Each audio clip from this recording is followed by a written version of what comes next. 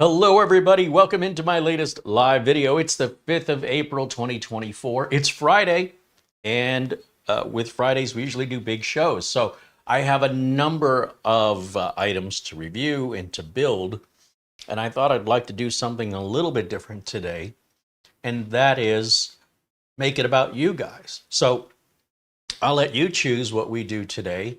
I don't normally do this mainly because I don't normally have the luxury. I'm often on a schedule, a very tight schedule with obligations. And so one of the things I thought we would do first of all is talk a little bit about the computer repair business. And lately that's been picking up a bit for some reason, I don't know, but it seems to be feast or famine. It gets busy, it gets slow, it gets busy, it gets slow. And so entering into one of those periods again where things get a little hectic, but then I know as soon as I get through it, everything will slow down again. So I always, take a deep breath and realize that this is not going to continue being as busy as it's been, and enjoy it while it's there, because quite frankly, it's often followed by some very long periods of quiet time. So that's what ultimately makes the balance for me. Now, a super shout out to our friends Buster, Peter Lycock out there in Scotland with a very generous Amazon gift card. Thank you so much. And our friend Frankie B with a very generous PayPal contribution. These guys are basically producing today's show, brought to you by Frankie B and Buster, with their support and generosity, which is so appreciated. I don't even have the words for it. Of course, I want to remind you that our friends over at Acronis, speaking of support, they're running 50%, that's half off, their Acronis Cyber Protect Home software, which is available until the 14th. You get about a little over a week left to take advantage of that offer. And there's a free trial if you want to give it a shot. You'll see it's worth every penny at full price, but you decide that for yourself. Don't take my word. Don't take anybody's word for it. If you're not making backups, I don't want to be you. Now, when it comes to password management, nobody's better than RoboForm. I've been using it nearly 2 decades now. And a free trial. In fact, if you just have a handful of passwords, RoboForm's free. But if you have a lot of passwords and logins, as I do, it's a lifesaver. Very, very inexpensive. And you can install it on any number of machines. There's no limit if you want it on your laptop, your tablet, your desktop, your phone. If you have 100 devices, it doesn't cost you any more to put it all on 100 devices as it does to put it on one. It's basically just you're paying for your account. And then you have access through the web, so you don't even have to use their software if you don't want to install it, or you perhaps can't install it on a public computer or a friend's computer, but still want to log into the sites with your credentials. So anyway, be sure and check them out, roboform.com. Links are in the video notes below the video. And we've got a few other things we'll mention here a little later in the show. And thank you for the contributions. I see £5 from Ben Laird in Scotland. Thank you, Ben. Thank you for supporting the show. I also see Chris Garrett with a $10 super chat. Thank you so much, Chris. This show is being brought to you by you so that we don't have to become a commercial for large corporations that tell us what to say and what products to talk about and when to publish them and get their approval before we're allowed to show them to you. That is the majority of YouTube tech channels' big content. That's how they pay their bills. That's why they can afford employees in fancy studios. It makes good money. For us, we like to keep it real. I like to be more of a public service as a real working computer technician, not as an entertainer, not as an influencer, as a real working computer technician, giving you the inside look of how the industry operates, some stories of true stories of working in the industry, dealing with customers, positive experiences, challenging experiences, but yet experiences over the course of more than 30 years, making me one of the original folks who started computer repair before computer repair was a thing, or it was just sort of a seedling of a thing. There wasn't much to really base it off of. It wasn't like I could just build my business based on somebody else's business. I was inventing it and manifesting it and trying to figure it out on my own. These days, of course, it's a lot easier with the internet, which did not exist when I started my business, along with the fact that other repair businesses were few and far between. So I've been in this industry a long time. I've seen it grow, and I've seen a lot of things stay the same. Customers and their habits are mostly sort of expected and stereotyped, with exceptions, of course. But computers are mostly the same. The customers' reactions to the computers are mostly the same. Things have gotten faster, designs have changed a little bit, but overall, they're still the same thing we were using 30 years ago.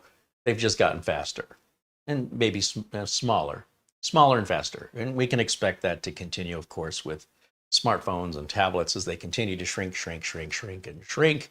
I expect the next 30 years, it'll just get smaller and faster and smaller and faster. To which point, I don't know where it's going, but it's definitely been a constant. Throughout all the change, there really hasn't been that much change. We couldn't have something like Windows 10 in 1982. We didn't have the processing power for it. So as the processing power increases and things like AI become possible, then the interface becomes easier. Back in the original sort of earlier days of the PC, you really had to understand DOS and file structure. Then they came out with Windows 3.0, 3.1, and that's where you could see the pretty picture and click on it, which opened up computers to the world for people that thought they were too technical.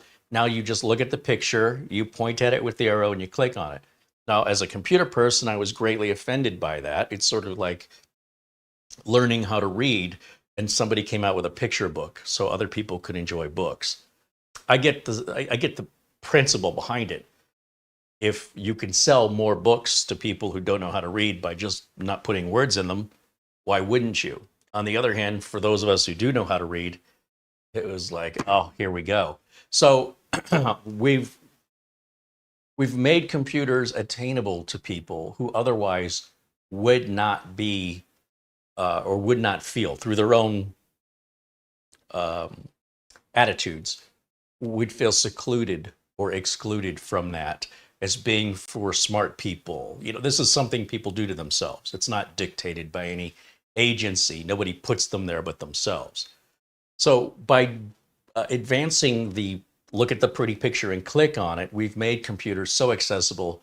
There are many times 4-year-olds who show their parents or grandparents how to use it. And that is not uncommon. Now, this would not have been the case in 1982. But this is a bit on how the industry has changed. And the reason I bring it up is simply to give you some idea, some conceptualization of where we're headed, right? Where we were, where we are, and that can sort of give us an idea of where we're going. And it may be going a place you don't like, and it may be going a place that's exciting. Typically, the older we get, the more we don't like where it's going, and the younger we are, the more excited we are about where it's going. So I think the younger typical attitude is the healthier one, because it's going with or without your approval. If you don't want to join in, you'll just be left behind. So wherever it goes, I'll be following. In fact, maybe even leading the way if possible. So I wanted to take a look just to give you some example of what kind of repairs people are requesting today. Because quite often, you know, first of all, we have a very intelligent community here, very capable. So when I ask for technical questions, quite often people don't have any problems. Everything's running nice and smooth. They're able to solve their own problems, or smart enough not to create their own problems through boredom. A lot of what we're about to see are self-created problems that people wouldn't leave well enough alone, and now find themselves in a situation of anxiety and deep concern over an issue that they potentially caused themselves, if they for no good reason, but now they feel stressed out and pressured trying to fix it themselves. In most cases, people don't have the money to pay for somebody. Repairs can be very expensive. So where do they go? They go to Reddit. And I thought we'll take a look at Reddit / computer repair and take a look at some of the questions people are asking. And together as a group, let's evaluate if these questions are victims of circumstance or self-inflicted, and what sort of problems are people asking about today. Thank you to Chris Garrett with a $10 super chat. And I just lost my live chat. Sorry, folks. And hello to everybody. Thank you guys so much for hanging out with me today. All my friends in blue and green, all the members. And if you're new here, hopefully you'll hang out and be part of our community. We only ask that you're a nice person. As long as you're nice, you're always welcome here. Douglas Burchell renews his membership. Now a member for 9 months. He says hello and says it's a blessing to be part of the channel. Well, we're blessed to have you. Thank you for renewing your membership and being a part of this amazing community. Hello to Alvin Shaver and John Paul Bacon. Andy Kane says hello, as does Maurice Williams, Thomas Backenstow, our friend Oystein in Norway shouting out, saying hello. Shamim Kajviras says hello, neighbor. Shamim joins us from Sweden. Dr. Bill and Mark Gaines join us. Say hello. There's Sherry McFarland, Paul Garrett, Zach Bischoff, and Russell Stewart. Bill, Sony T, and Ryan, along with Chris Johnson and David Graham, all say hello, as does Jason Wyrick and Bull142, Mark Leonicio, John P, Garfield Rupe, Essential Working Too Hard. Shamim renews membership, now a member for 10 months. Says, I was on a short holiday in Malta with my wife, but now I'm back to work and watching all the live videos that I missed. Happy to be a member of this nice community, and I've learned a lot. Well, thank you, Shamim, and thank you for being a part of it. And thank you for continuing your membership. I hope you enjoyed your vacation in Malta.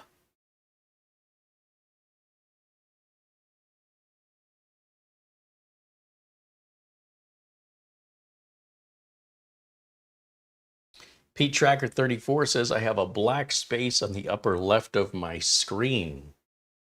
When did that start?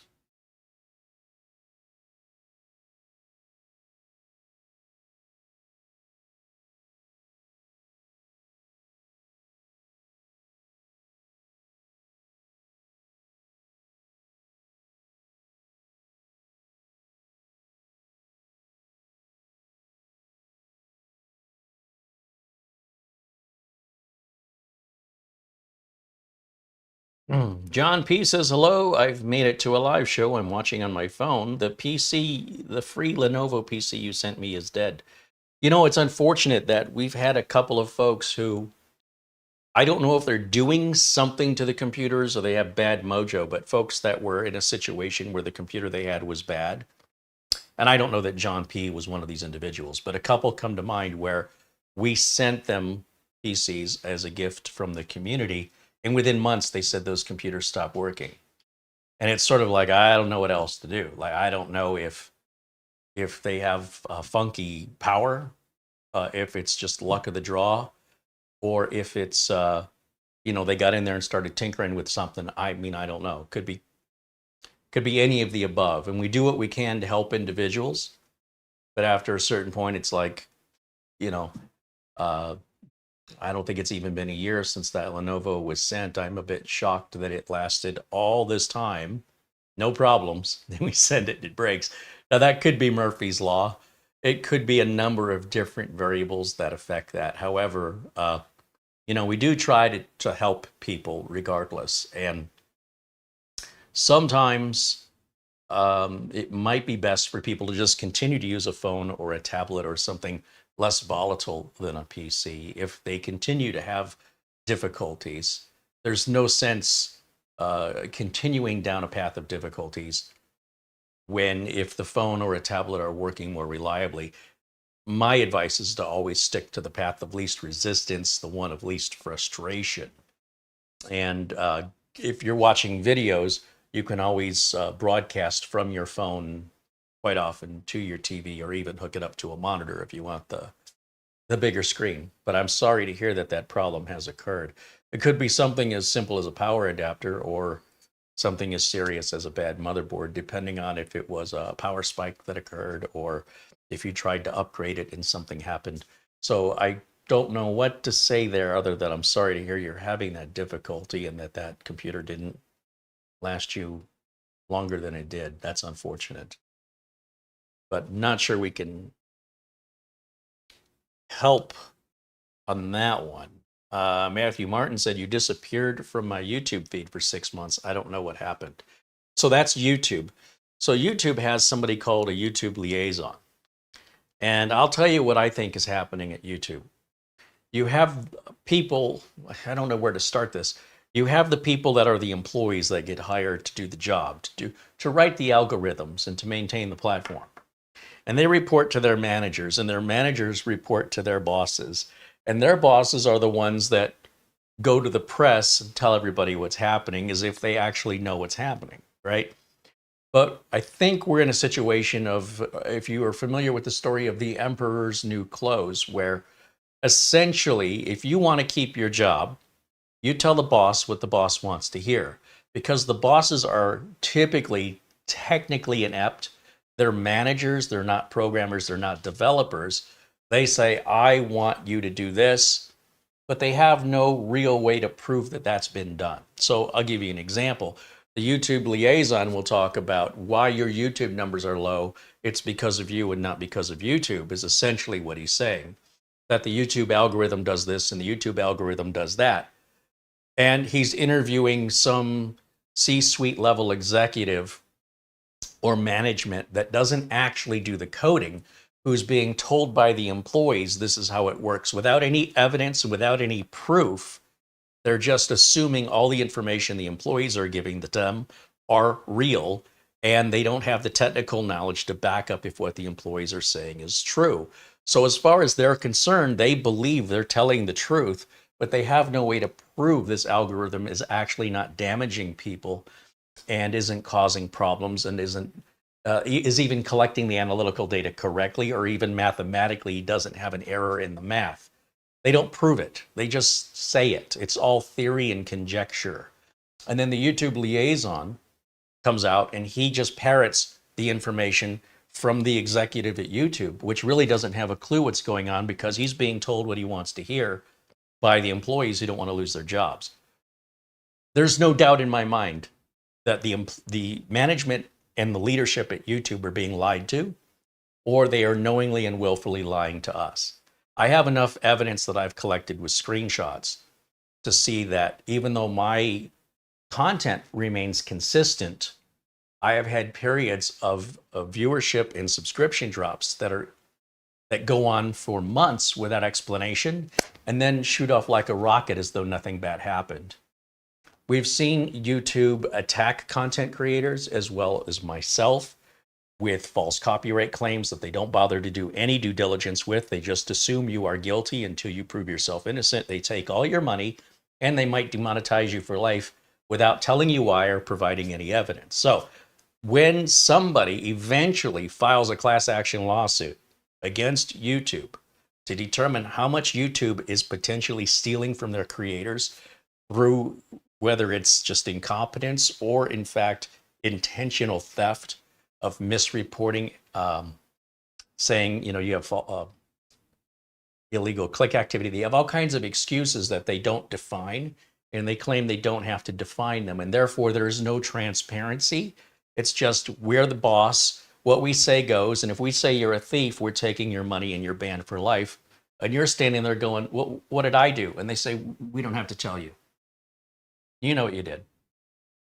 What? Obviously, the program that you're using to determine that is flawed.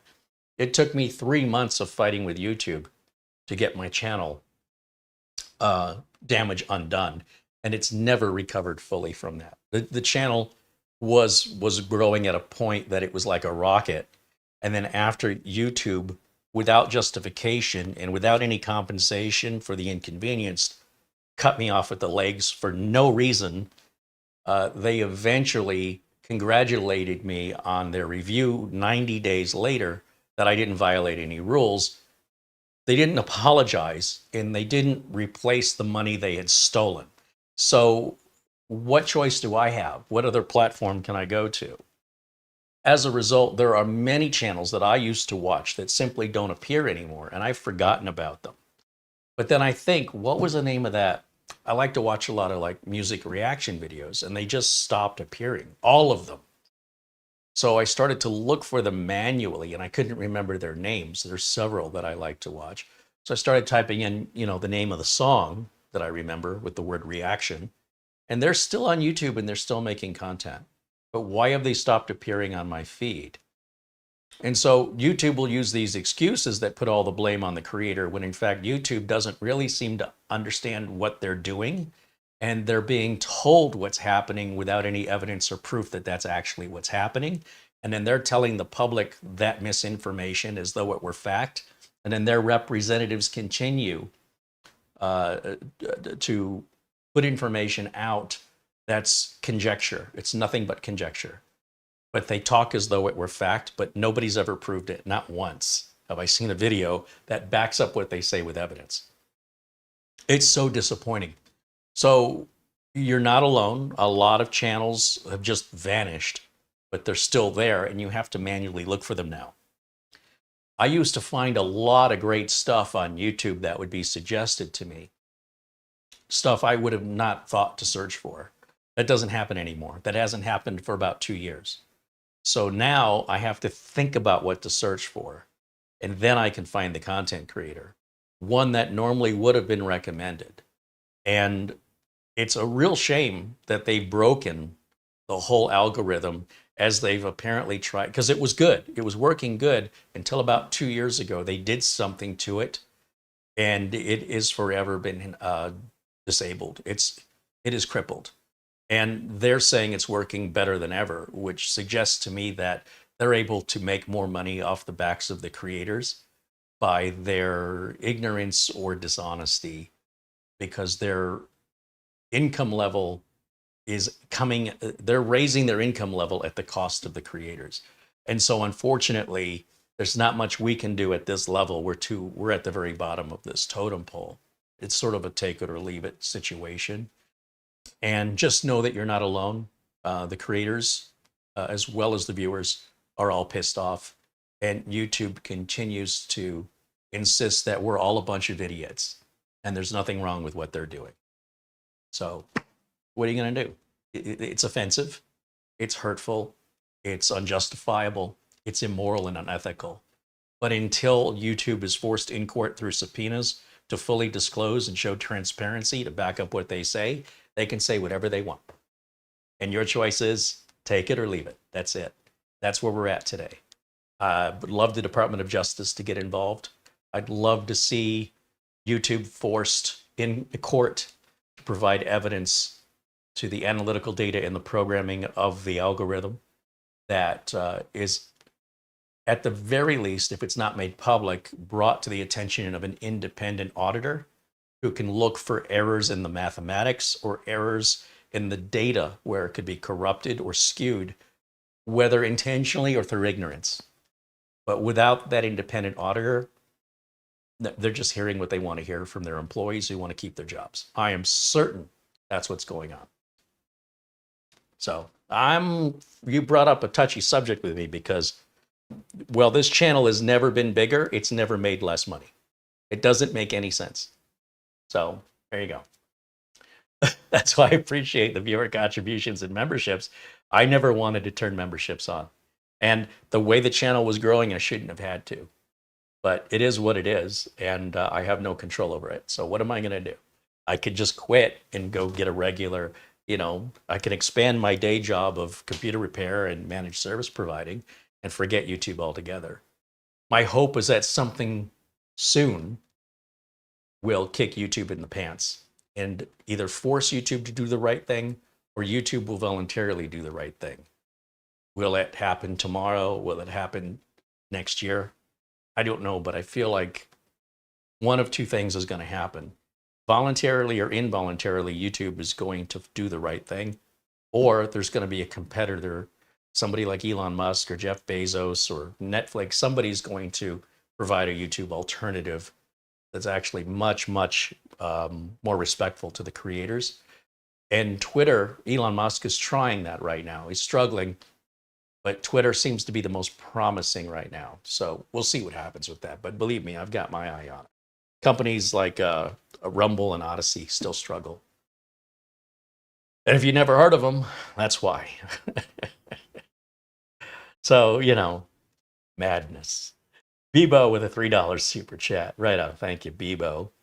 Thank you to Levi, who contributed $1 via PayPal. David Collins said, hey, I sent a little something through PayPal. Right on, David. Thank you for that. Let's take a quick look here.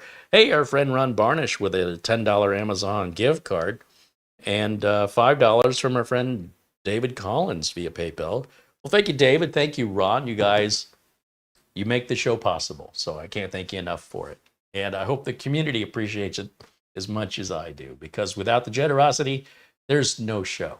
Now, scrolling up here, Paul O'Brien now renews membership for 10 months. He's been a member.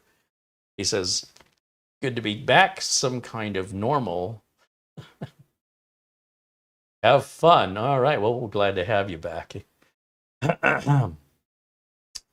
And let's see what else I've missed here. Overdue Zarzo says hello from Scotland. Right on. More Scottish viewers. Love it. Dennis Paulson says hello. Welcome back, Dennis. Chris Garrett said he's been really sick this week because of allergies. He hasn't had it this bad in a long time. Yeah, I guess pollen count is up right now this time of year.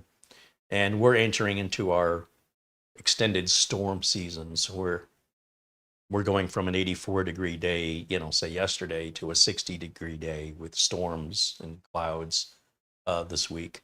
So being in the desert, it's very, very fickle. Things, once we hit summertime, though, it's hot just all the time. It doesn't even cool off at night.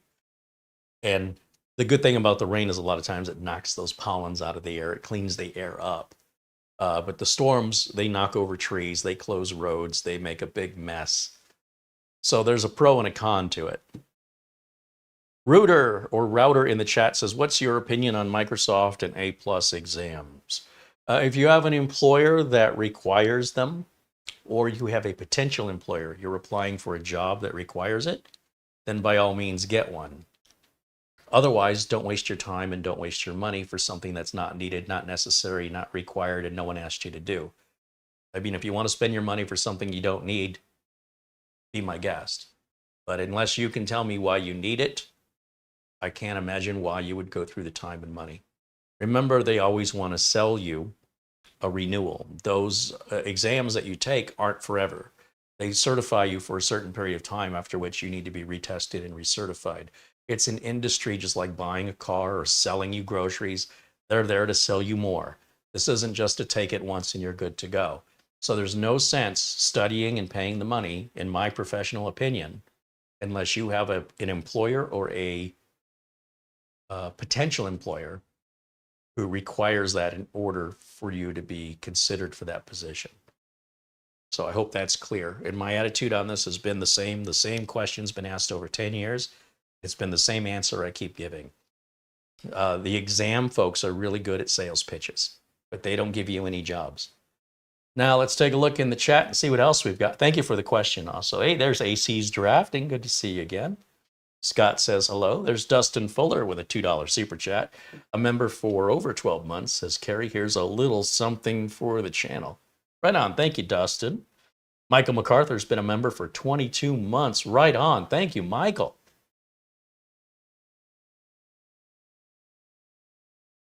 Neon Wolf says, for gaming, should I get a 12700K or a 13700K? Depends on the games, the number of monitors, the resolution. Which video cards you're going to use is likely more important than the than the CPU. I mean, probably a 12700 is fine for most games. There are some games that are more CPU intensive. I would take the extra $100 you're saving and put it towards a better GPU. That's more than likely going to have a bigger impact on your game. Basically, if you want to play better games, you've got to spend more money. So you don't want to go cheap on anything. If you're playing the latest AAA titles, then you want a 14900K with a 4090 graphics card and 32 to 64 gigs of RAM with a liquid cooler. If you cannot afford that, you have to understand the gaming is an expensive luxury, and you will have to make sacrifices based on your budget, but also based on the games that you play and what resolutions and number of monitors you plan to play them on. So there's no one answer that fits everyone, and in which case, if there was, the one answer that fits everyone is buy a console, buy an Xbox, or buy a PS5. PS5?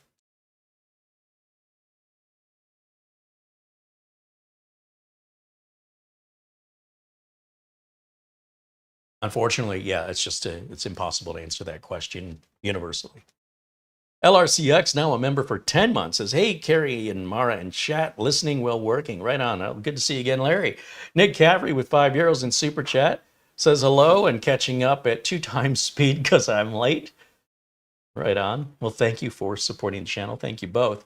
Mark Gaines from Northern Ireland with £10 says, I'm watching this on the ferry coming back from visiting family in Liverpool. Right on. I'm jealous. It's been years since I've been on a boat taking me from one place to another. If I'm on a boat, it's usually just a circle around a lake to come back to where I started. They're actually going somewhere. What a concept.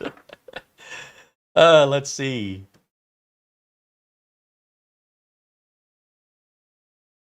Claudio says, watching from Portugal as always. Right on. Good to see you, Claudio.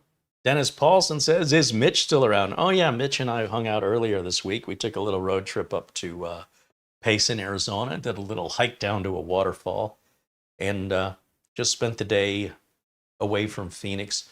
Payson, it's a really nice area.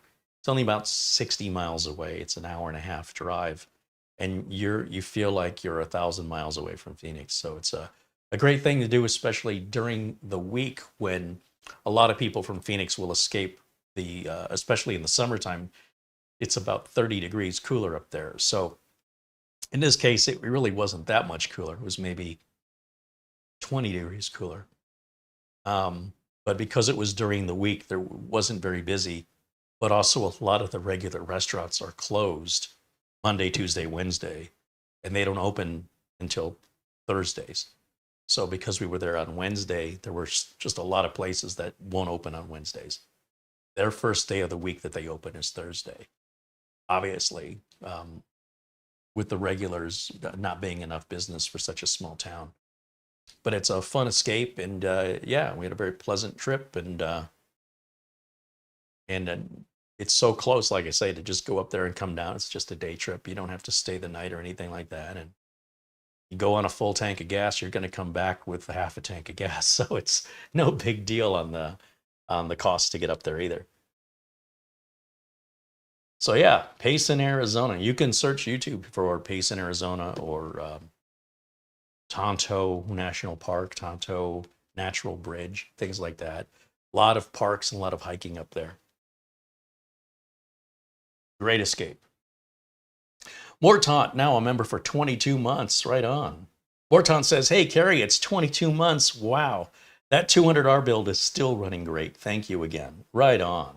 I appreciate hearing those updates from time to time. It makes me feel warm and fuzzy inside. Jack Kugelmis joins us from Canada with a $6.99 Canadian contribution. He says, thanks for the excellent information. Well, thank you, Jack. Thank you for your support.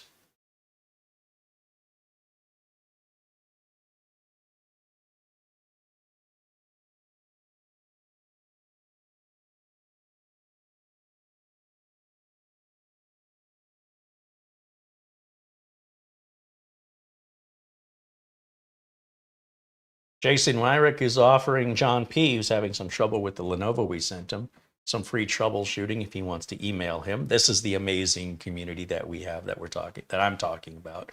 Just that offer to volunteer to help a complete stranger or a member of the community is, where else are you going to find that here online unless it's a scammer, you know? Dave Price says hello. Welcome in, Dave. And there's Bajan Guy and Sherry McFarland. Welcome in. Charles Vandola with a $2.29 super chat. Thank you, Charles.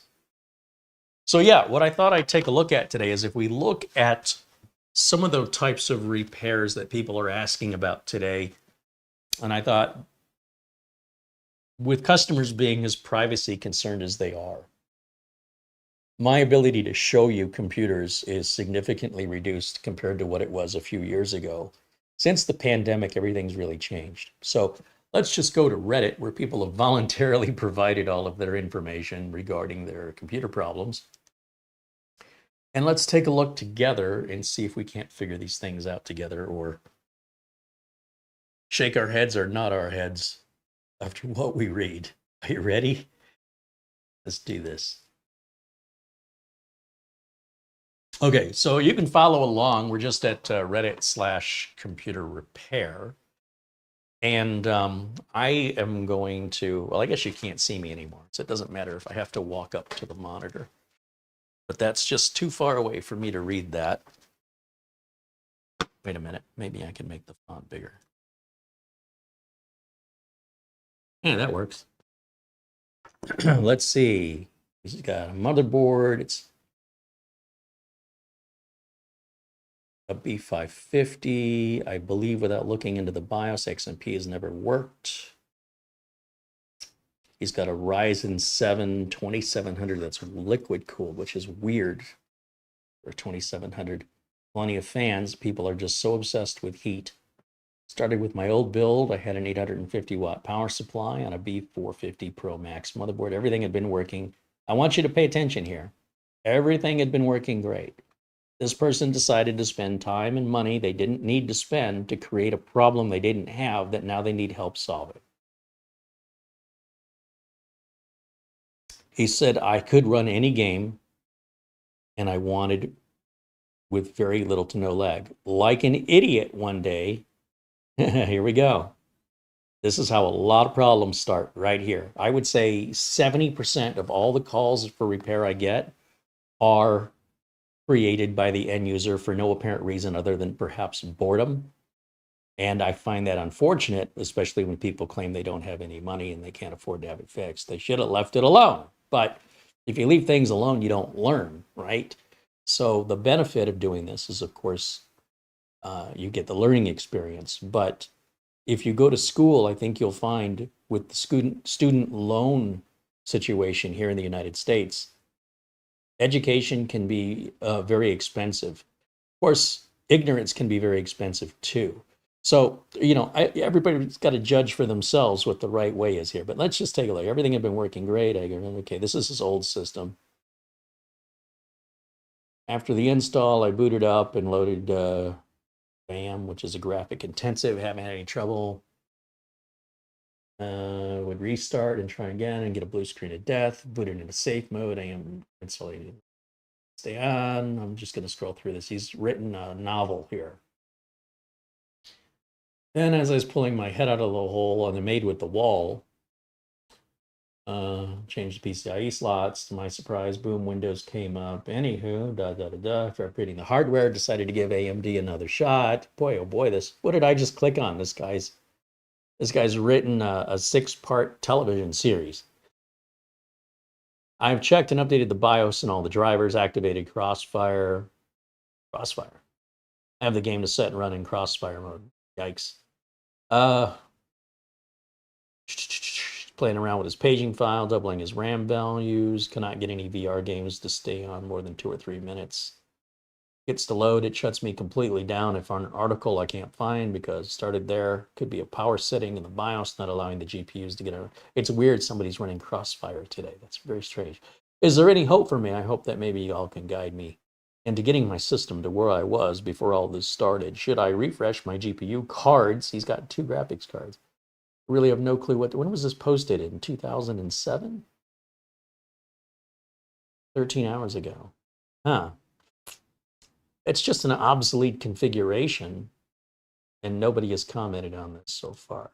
If that was a question he was asking 10 or 15 years ago, you'd probably get a lot more answers, but I don't know that Crossfire is really supported anymore. So I'm going to move on. This one's 11 hours old. What do we have? My boot SSD has bad sectors, and I'm having problems cloning it. Is there either a way to clone the original ignoring the bad sectors? Yes, Acronis will do a sector copy. So will a physical hard drive cloning dock. Those hard drive toasters that have 2 bays often have a cloning feature, and they do a sector by sector copy, which means if you have a 2 terabyte drive with only 100 gigs of data, it's still going to copy all 2 terabytes of sectors.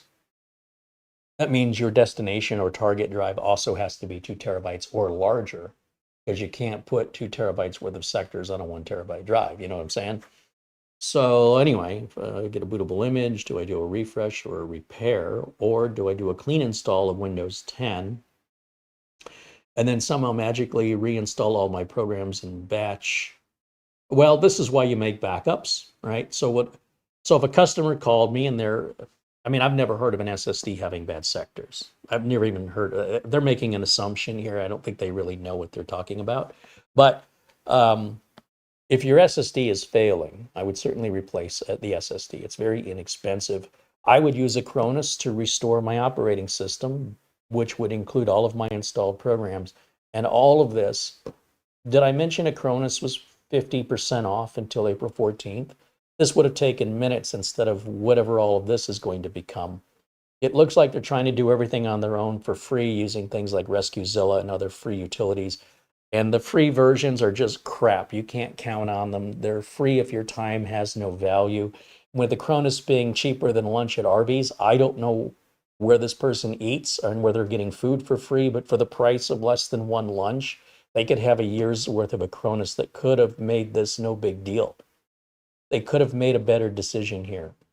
So this is why we do backups. We never know when things like this are going to happen. And if something like this does happen, it will always be unexpected. And if you're not prepared for it, you will start over, meaning you will replace the SSD, you will reinstall your OS, you will reconfigure it to the way you like it, you'll reinstall and reactivate your programs, and then you'll be back up and running again in a couple days. If you would have made an Acronis image when everything was running fine, he could simply restore that, replace the SSD, be back up and running in like 10 minutes as though he traveled through time. Why would anybody choose to do it this way and then beg for help online is beyond me. But I was kind of curious what's going on Reddit in the PC repair area, and we're only on the second message. So let's see if we can find any sort of common denominator here. As a professional technician, it doesn't matter to me how you back up your computer as long as you have a backup. I use Acronis because Acronis supports us and I want to support them back. But any backup is better than nothing, and this guy clearly has nothing. And using anything free is just telling us your time has no value and you don't care about quality. There's nothing that I can recommend that I can think of off the top of my head that I can rely on in my business that's free, apart from some system benchmarks or utility software like CPU-Z, VLC media player, OBS, things of this nature that have large corporations more or less sponsoring them. But they're few and far between. I'm not going to say universally all free software is bad, but 98% of it should be avoided. And especially if it's antivirus or anything for PC security or backups, I wouldn't trust anything free.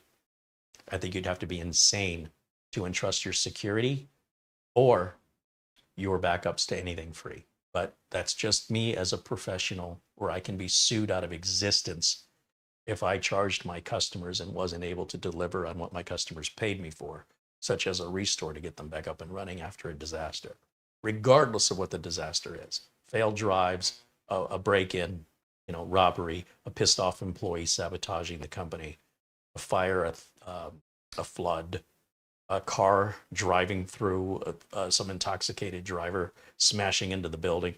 I mean, I've got to be able to get that company back up and running quickly. I can't rely on free software to do that. And I wouldn't treat myself any less. In other words, if that's not good enough for my customers, it's definitely not good enough for me. So let's see, computer repair.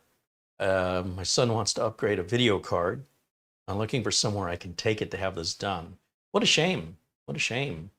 Putting in a video card is just, I mean, if your son can put together Legos, it'll take one screwdriver, maybe two cables that unclip, and installing some new drivers, and you're done. I can't imagine paying somebody to do that. Let's keep scrolling and see what other goodness and random chaos exists here. Can someone please tell me what I need to connect these old Apple hard drives to my Windows 10 PC so I can extract the files? I would prefer a USB 3 connection to the PC. Oh, look, an IBM Death Star. That's what we call them. There's his G4 drive with a Western Digital. What are the dates on these drives? So here we are with somebody asking about backups, right? But the problem is they're asking about the backups on drives that this drive on the left is an IDE drive made 23 years ago. And the drive on the right is a 20 gig drive made 24 years ago. So we've got drives that are probably older than the person asking the question that were never backed up. And I would suspect, and I got to give my theory on this. If I can get my keyboard to work, bear with me here for a second. Here I am. I would suspect there's really nothing on those drives they need. I think somebody bought something at a garage sale or eBay or saw it at Goodwill, and their curiosity wants to know if there's anything good left on those drives. Because I would think if that was the original owner, they wouldn't have waited. If anything was important, it would not have been unimportant for 20 years. And then all of a sudden today it became important. That doesn't add up for me. Well, it's possible. Don't get me wrong. I'm only speculating as to what led to this post. This looks like somebody's got nothing else better to do. They don't know what's on there. Even if they are the original owners of the drive, they probably cannot remember. And maybe they're just curious, but they're going to spend a lot of money potentially to get these things back up and running, to get data that's likely obsolete. Although I'm sure the data is still on the drives fine. This idea that data magically vanishes off the drive over time has never been proven. It's only a theory.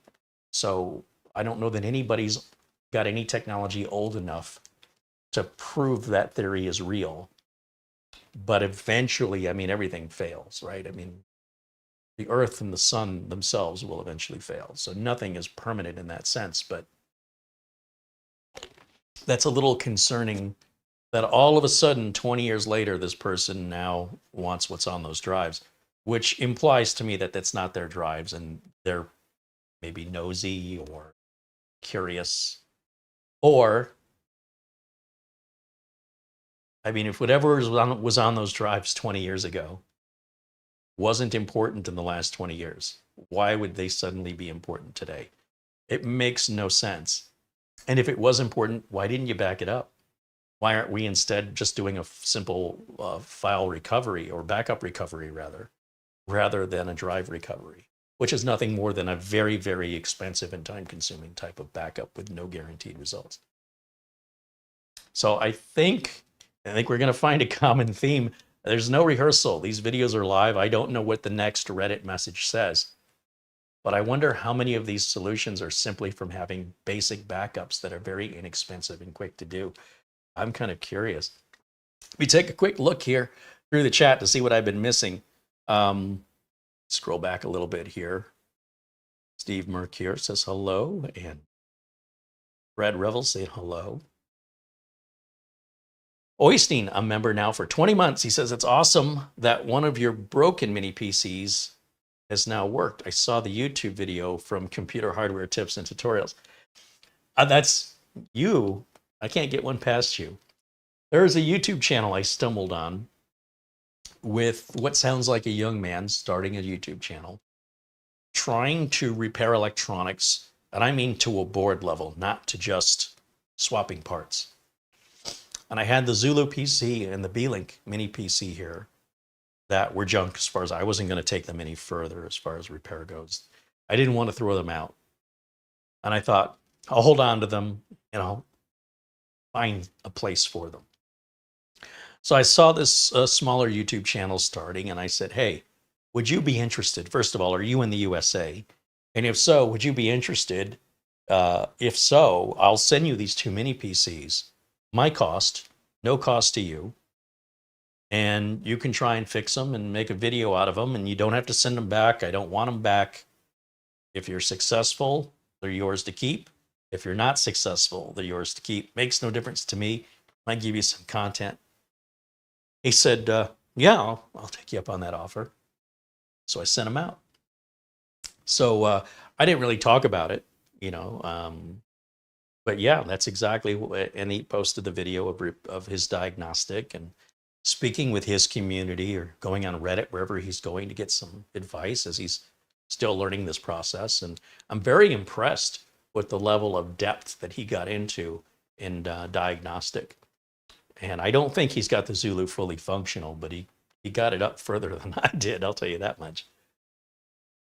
So I'm glad that it went to somebody who appreciated them, right? And can continue to make content.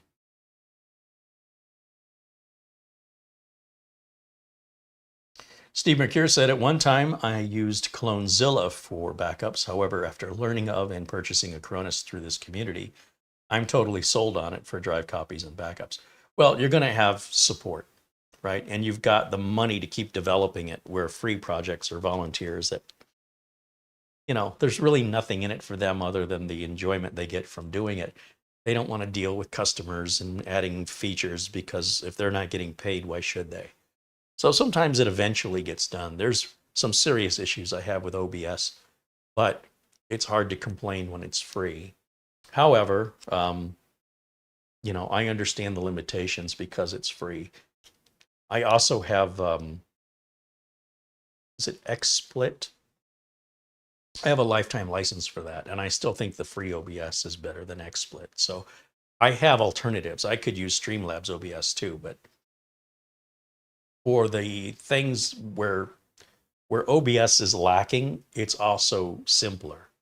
There's not so many features and bells and whistles that it makes it intimidating to use it, or confusing with too many options. So I sacrifice some of the features in order to have the simplicity, and it's free. Although I would gladly pay for it. If they required a license, I'd buy one. Let's see. John Williams said, hey, maybe those old hard drives belong to Grandpa and there are lots of pictures on them. Maybe. It's entirely possible. But I have to tell you, I've never encountered that in real life, right? We could sit here and we can imagine these scenarios. Like I can tell you what actually has happened in real life. I've had one of my customers pass away, and somebody bought something at their estate auction, which was a computer I sold, and then asked me for the passwords on how to get into that computer. And they were not related to this person. And I said, I don't understand. You understand. They said, well, how do you get past the password? And they'd already disclosed they bought the stuff at an estate auction, and that the Built by Kerry Holzman badge was on the computer, and that they looked me up on Google and contacted me asking how to get in. And I said, well, usually people put passwords on computers to keep other people out. And if Grandpa wanted you to have those pictures, Grandpa probably would have, like in this case, I'm changing the subject, probably would have given you those pictures if Grandpa wanted you to have them. There might be stuff in that hard drive Grandpa doesn't want you to see.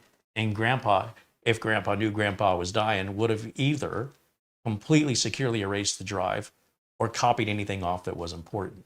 That's usually the way it works out. So for this person that called me just out of the blue, not a customer, nobody I've ever heard of, who bought some piece of equipment that I built, bought a computer I built from somebody that was my customer who died, wanting me to basically break them into the machine where all of their financial information exists and personal photos. And what I said was, look, usually people put passwords on computers to keep other people out. So I don't know how to get past that, nor could I advise you on how to. I said the best thing I would recommend you do is just reformat the drive, do a clean install of Windows, and, you know, enjoy your computer. And they kept me on the phone. I allowed them to keep me on the phone for about 20 minutes. And at that point, pretty much everything I was saying was no, because they were trying to squeeze me for information about the computer that they had no idea what they bought. It was obviously an estate sale where they got something really, really cheap. They didn't understand what they bought, and they thought they were going to call me and squeeze me for more free information and free tutoring on how to explain to them what they purchased and how to use it. And so once I was able to establish this conversation was not going to lead to a repair, this conversation was not going to lead to, you know, having me do the work, I was like, you know, there's nothing else I can answer for you. I mean, if you want to bring it in, I'd be happy to reset it for you. And that's pretty much how the conversation ended, because as soon as I turned it into a, now that I've given you everything, what are you going to give me? That's when they didn't want to talk to me anymore. and I haven't heard from the person since. So I don't know. When the actual situation of somebody passing away and somebody wanting what's on the drive, there's usually nothing good that comes of that, in my experience. It's usually stuff you probably don't want to see. But, there are exceptions, of course. They just don't typically involve me. The ones I'm involved in are always, at least in this area, a little sketchy. Martin Hogg with a £4.99 contribution says, I'm late again. Thanks, Carrie. Martin, I believe, also joins us from Scotland, don't you, Martin? Let's see what else we have.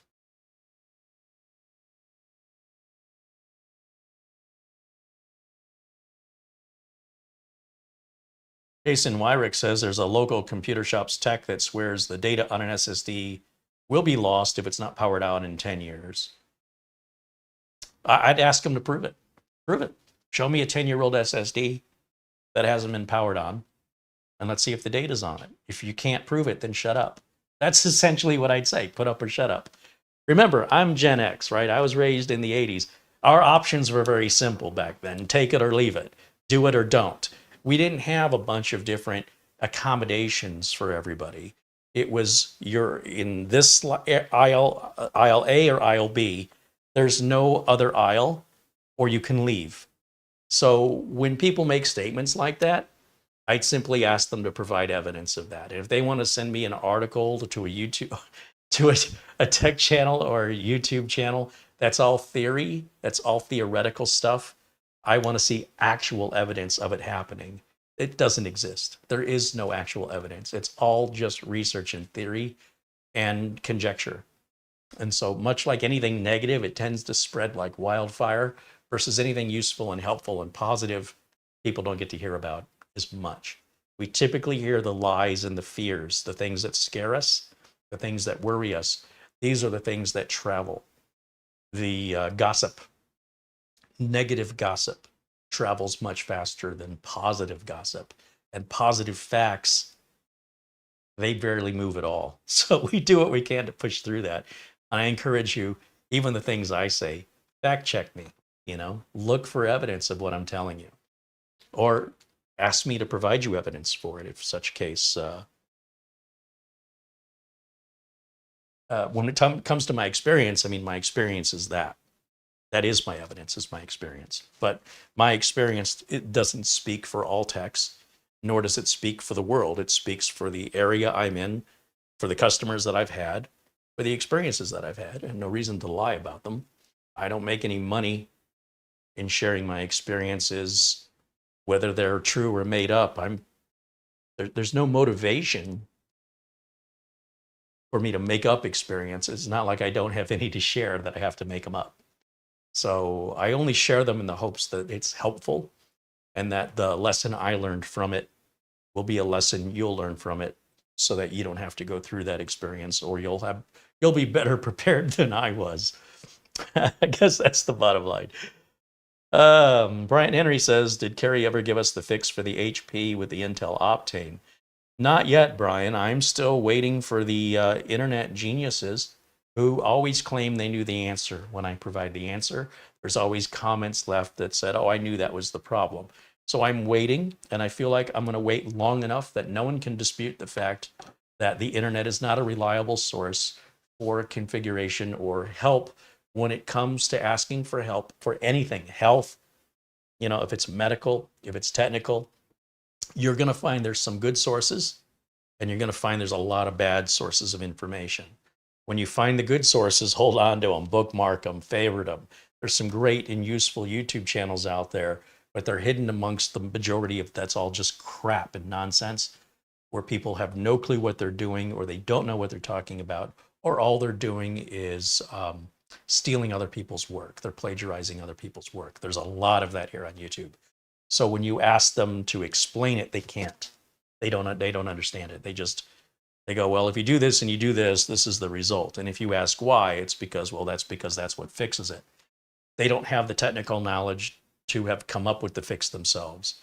They copied it from somebody else who may have copied it from somebody else. So in any event, just be cautious of all the free information online. And at the end of the day, it's your decision who you choose to believe, and it's your consequences. So proceed with skepticism. That would be my advice. Hey, there's Mitch Morrison joining us. Welcome in, Mitch.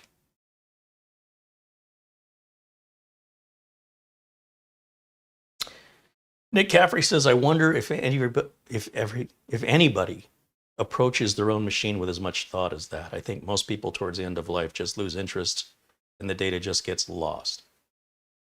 I don't know, but I can tell you, I live in a retirement community. Arizona is a big state for retired folks to retire to. And so in these adult living communities like Sun City and things of that, we deal with folks that are, well, we'll just say have fewer years ahead of them than they have behind them.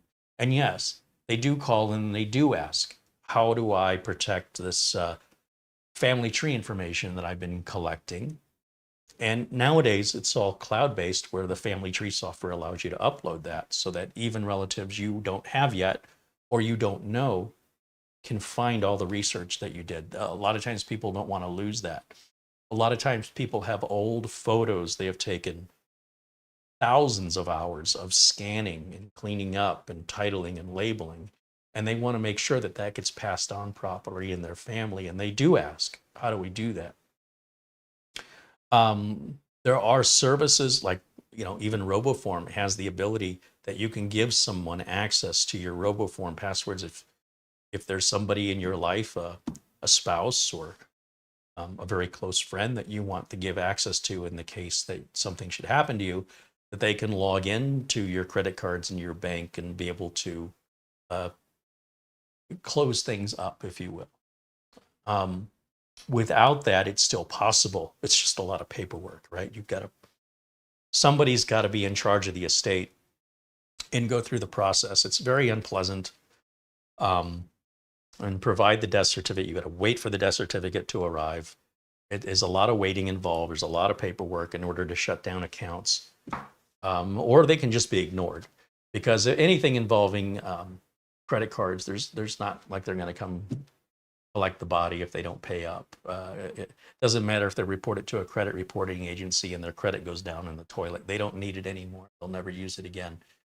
But a lot of people want to do the right things and close out accounts. I mean, you can walk away from a house and let the bank foreclose on it, or let the city, if the house is owned, when the property taxes haven't been paid, the city will just take it and auction it off.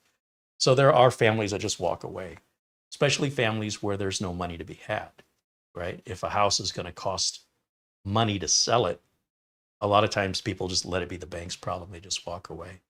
When it comes to the data, most people, in my experience, don't care about the data on somebody else's computer. They typically only care about the data on their own machine. I would say that, when my father got very ill, we needed to get access to he kept track of his expenses in an Excel spreadsheet. When my father would go on vacation, he would take cruises, he would take a lot of pictures and videos, and he would burn those to a CD or later put them on a flash drive and send them to all the kids. So all the pictures and everything he had were all duplicates of things we already had. And of course, we would share them with each other on Facebook and stuff anyway.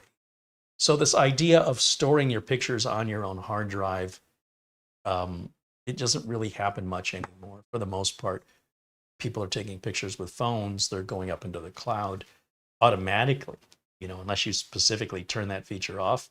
It may be happening without you're even aware of it. On top of that, and again, I realize we're talking about a drive that's 20 years old. Pictures from 20 years ago would either be scanned photos, or if they're digital pictures, they might be the size of a postage stamp. I've got some videos and photos from the early digital cameras, and they're terrible and practically worthless in my opinion. So if we're looking at something 20 years old, likely the actual photos that were scanned, those are the things you want. Those will be like in a shoebox in the closet or under the bed, not the scanned images. But again, there's always exceptions, but it's been my experience, it's janky. When somebody's asking a question like that, It's very rarely a justifiable where I can get behind it and not worry about potential legal issues. In other words, as a professional business, if somebody wants me to do a job like this, I need to know that they have to prove that's their stuff and that I'm not engaging in the theft. I don't want to be an accomplice to a theft.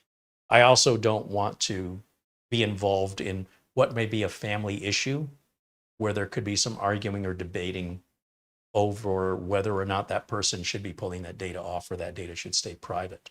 So as a business owner, I've got to be very aware of the legalities and potential litigation that I can involve myself in while trying to help somebody whose intentions may not be pure. So some people are like, hey, what do I care? I'm making money. You know, I'm not that way. I don't operate my business that way. They would have to prove to me, they'd have to convince me that there was a legitimate reason why 20-year-old drives had data that didn't matter until today, and that they are, in fact, the true owner of those drives, and specifically tell me what data they're looking for. So I know the person bringing the drives in knows what's on those drives. If you can't tell me what it is you're looking for, that's a red flag. That's like somebody bringing in a laptop to a pawn shop that has a cut power cord and they don't know the login password. That is stolen all day long. Oh no, it was stuck behind a big heavy desk. I couldn't move the desk. I had to cut the power cord. I haven't turned it on in a few weeks. I can't remember the password. No, they're lying.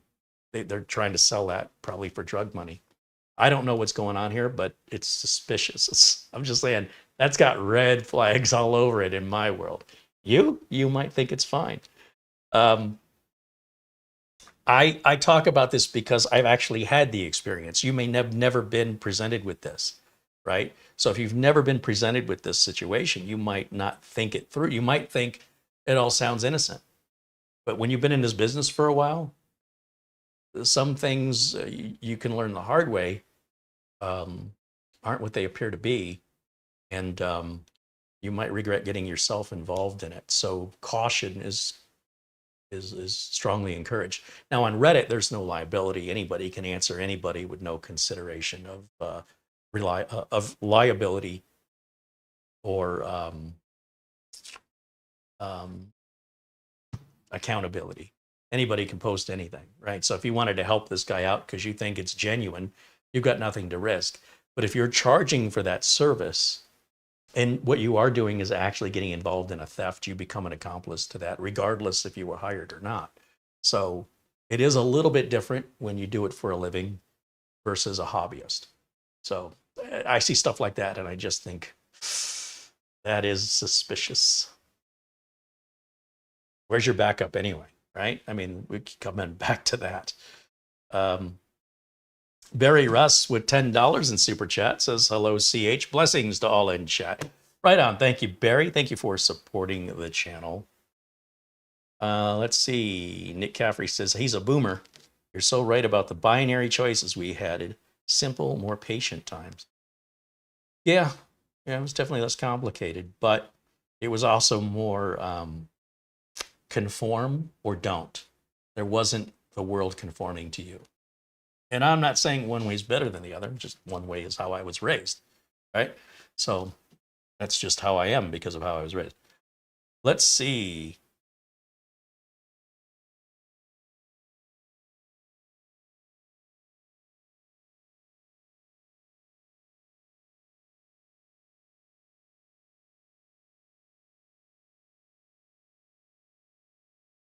Thomas Baggenshaw says if his video is buffering, is that his internet service? It could be. It could be your internet is too slow, or that you need to reboot your modem or your router, or you need to restart the computer. It's really hard to say because there's 100 different reasons why a system might start buffering. You can run a speed test at speedtest.net to see what your internet speed is. And you can lower the resolution of the YouTube video down from 1080 to 720. You probably wouldn't see much difference. That could lower the bandwidth requirement. If you're having a storm in the area, and depending on your internet service, if it's satellite based and it's cloudy, that would affect it. If you're cable based and it's the busy time of the day when people are coming home from work and everybody's getting online, then just like a freeway, it gets congested and the traffic slows down. that can cause buffering. I could go on and on and on about it, but I think the simple steps would be to unplug the modem and router and leave them unplugged for a minute or two. Plug them back in and give them 2 to 3 minutes to reinitialize.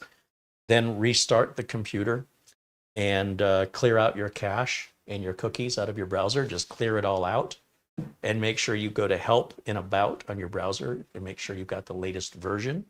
And make sure you go to Windows Update and make sure you've got all the Windows updates installed. So that's where I would start.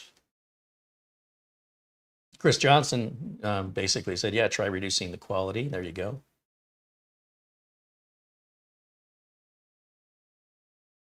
Thomas says he's got the best Comcast has to offer. I should not buffer.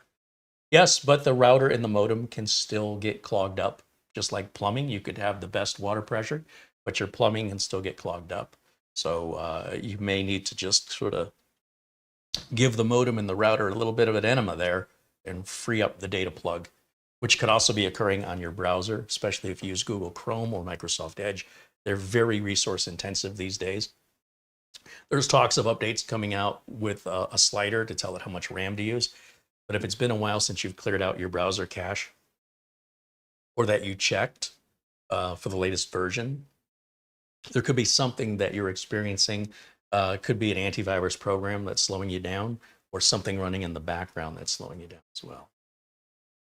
I would start just with the resetting of the modem, the router, and the computer and see where that leads you. And let us know if you're still having the issue. Nick Caffrey said, wow, Carrie, that piece of information about RoboForm was pure gold for me. Thank you. So I didn't make that information up. That information was during an interview with Simon from RoboForm. And if that information is new to you, I would strongly encourage you to watch my last interview with Simon from RoboForm, because there's probably a bunch more information about RoboForm you didn't know that you will find useful. We did an hour-long live interview to talk about the product and features in great detail, including what I mentioned. So there might be a bunch more information there that you're going to find useful. Strongly recommend you watch that. Ron Barnish said, would the hard drive manufacturer have an answer on the failure of disk drives after a long time of not being powered up? Well, do you want to believe the hard drive manufacturer, right? If you ask a barber if you need a haircut, the answer is always going to be yes. So hard drive manufacturers don't want you keeping old drives. Hard drive manufacturers want you buying a new drive. Whatever they can tell you that can encourage you to make a sale to you is what they're likely going to tell you. They're not interested as a scientific study or fact-finding. They're in business to make a profit for their shareholders, which is done through convincing you to buy their latest products, not to encourage you to keep old product. So I would not believe any manufacturer, because they would likely tell you that any drive should be replaced regardless of whatever the data says, whatever the research data suggests. They have their own research data that says you should be buying a new drive every 3 to 5 years, whether it's good or not. And I don't necessarily think they're wrong, but the reason for me saying it and the reason for them saying it are two different reasons. Your likelihood for failure goes down if you buy a new drive, and the older the drive gets, the more likely it is to fail. That's true of everything in life. The older you get, the more likely you are to fail. The older your car gets, the older your washing machine gets, the older the shoes you're wearing get, etc., etc., etc. Hard drive manufacturers, however, they're in business to sell you hard drives. So they're going to give you an answer, most likelihood, that's not scientific, but marketing. Bear that in mind. Why would somebody provide a certain answer? Depends who you're asking. Planet Cryos with a $5 super chat says, I'm late to the show, but feel free to share the letter if you want. Wish I could have done more. It was more personal than just email. Yeah, so Planet Cryos sent a very nice letter through the snail mail, which I appreciate very much. It was very thoughtful. Appreciate it. It is personal, which is why I won't read it out loud, but I do appreciate it. It was very thoughtful for him to send it. Thank you for that. And thank you for your support and your contribution. Of course, of course. Always good to see you, my friend. All right, let's see what else we're missing here in the chat. Netfreak said I sent a $1 Amazon gift card prior to the show, but it didn't go through yet. You know, I haven't checked the phone in a few minutes, so it's quite possible it's waiting for me. Um,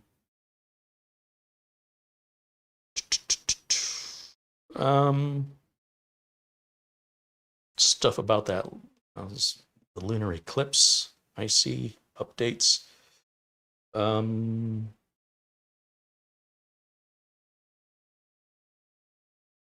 I see a $10 Amazon gift card from Mark Jones. Yeah, an Amazon gift card of $1 from Netfreak. And Michael K with a $10 PayPal contribution said, I am a member. Thanks so much for informing and giving me the information to adjust my Gigabyte 11th, 12th, and 13th gen motherboards to Intel's recommended power specifications. Right on. Let's see.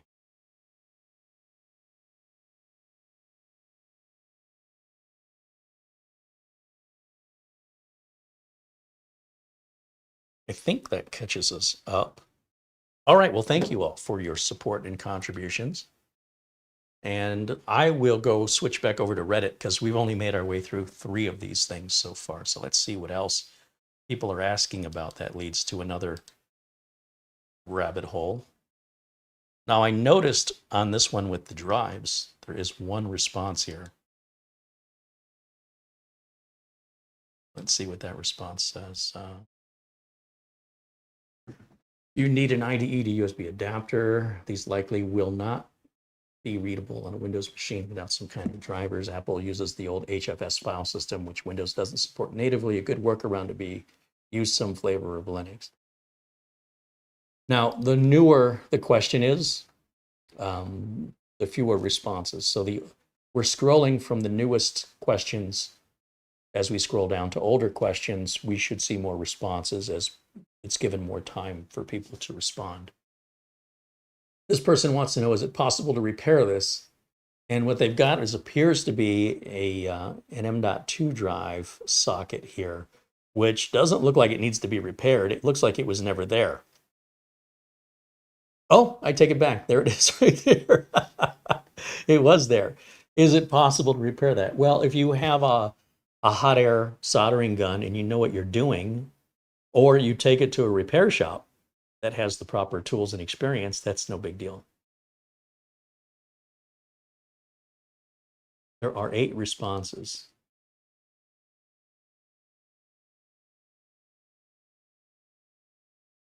If your friend is any good at micro soldering, let him have a shot. If not, just get a new motherboard. He's not wrong. Is eBay the best place to find that?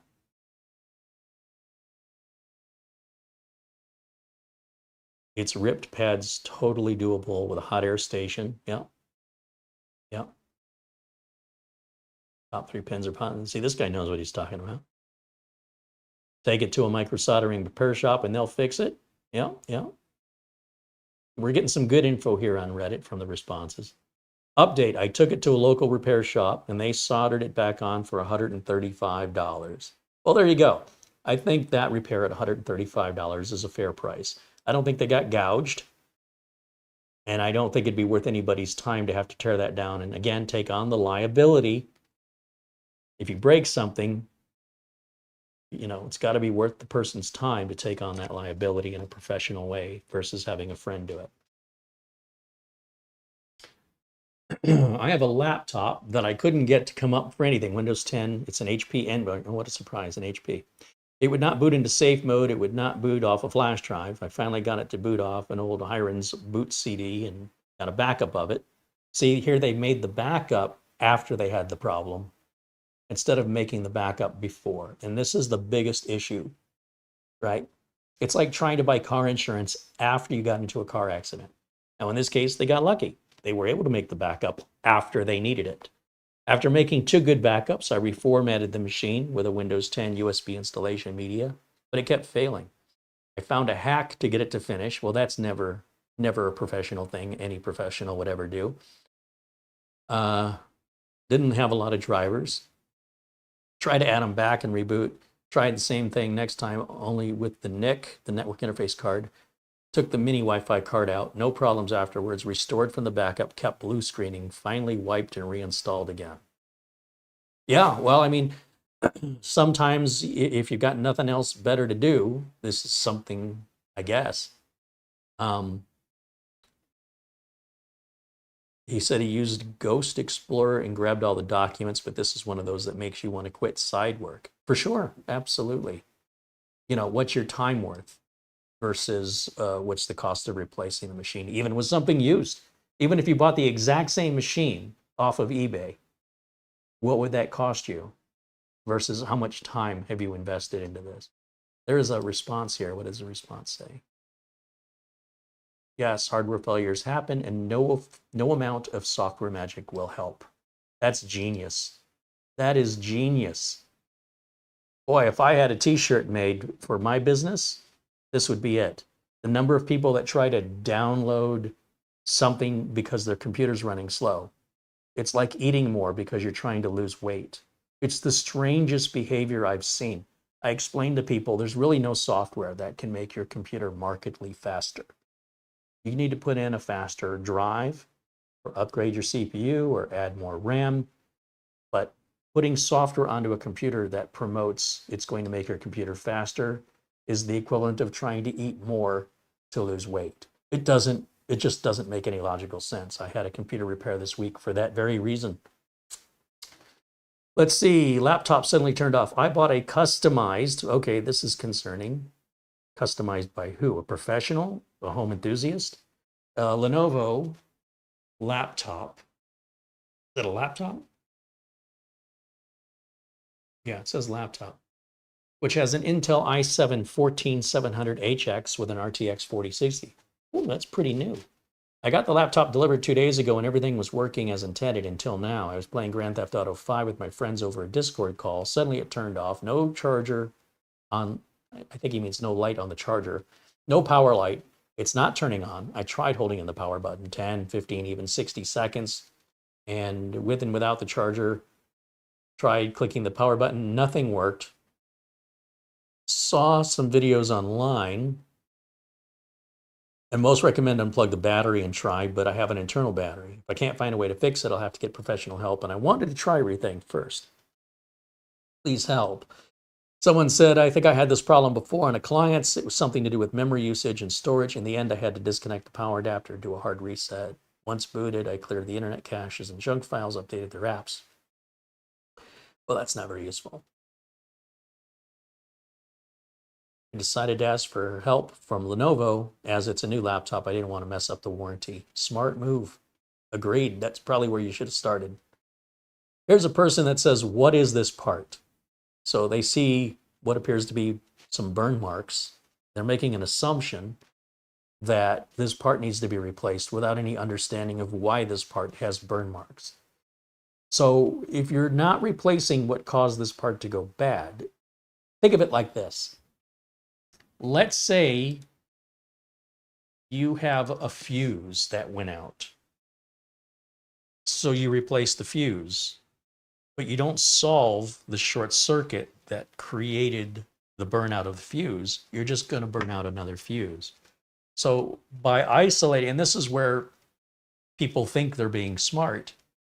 They say, I'll open this and fix it myself. This is obviously where the damage is. If I can just figure out what this is, I can replace it without further depth thinking of what caused that to happen.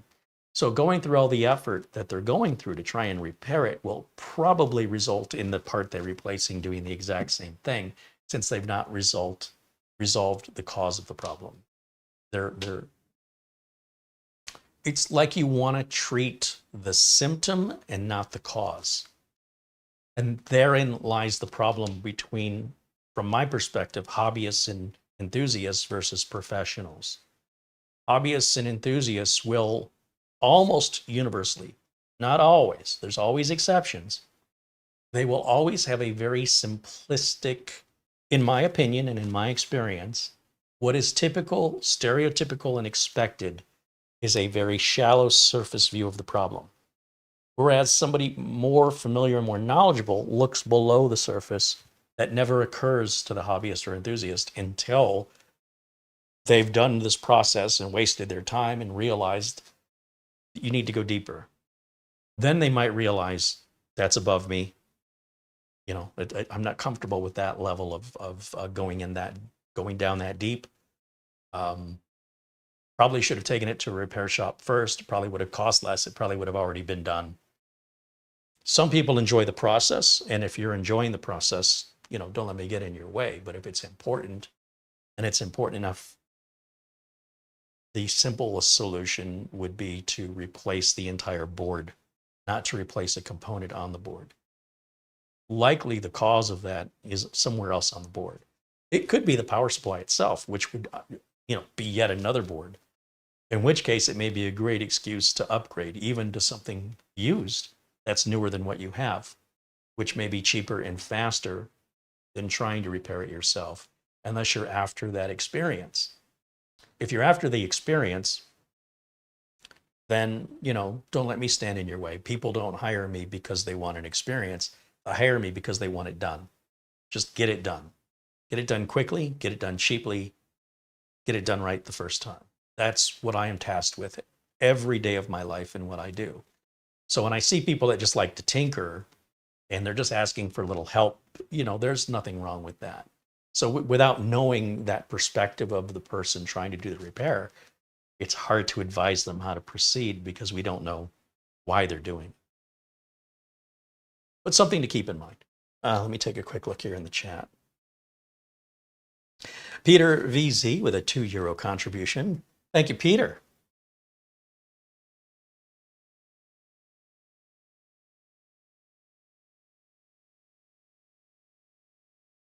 Mark Jones says, I have a Quantum Fireball 10 gig hard drive. I bought it off an online auction site, and I only bought it because I could not afford one back in the day. I know they have a reputation for not being the most reliable. Okay. Was that leading somewhere, or?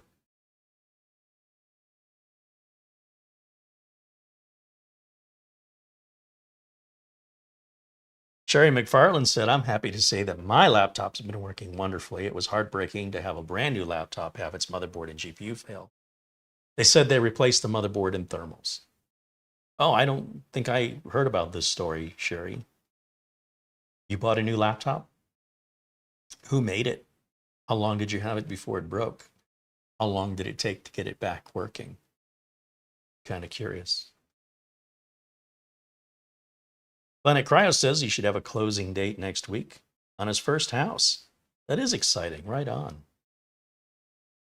Congrats on that.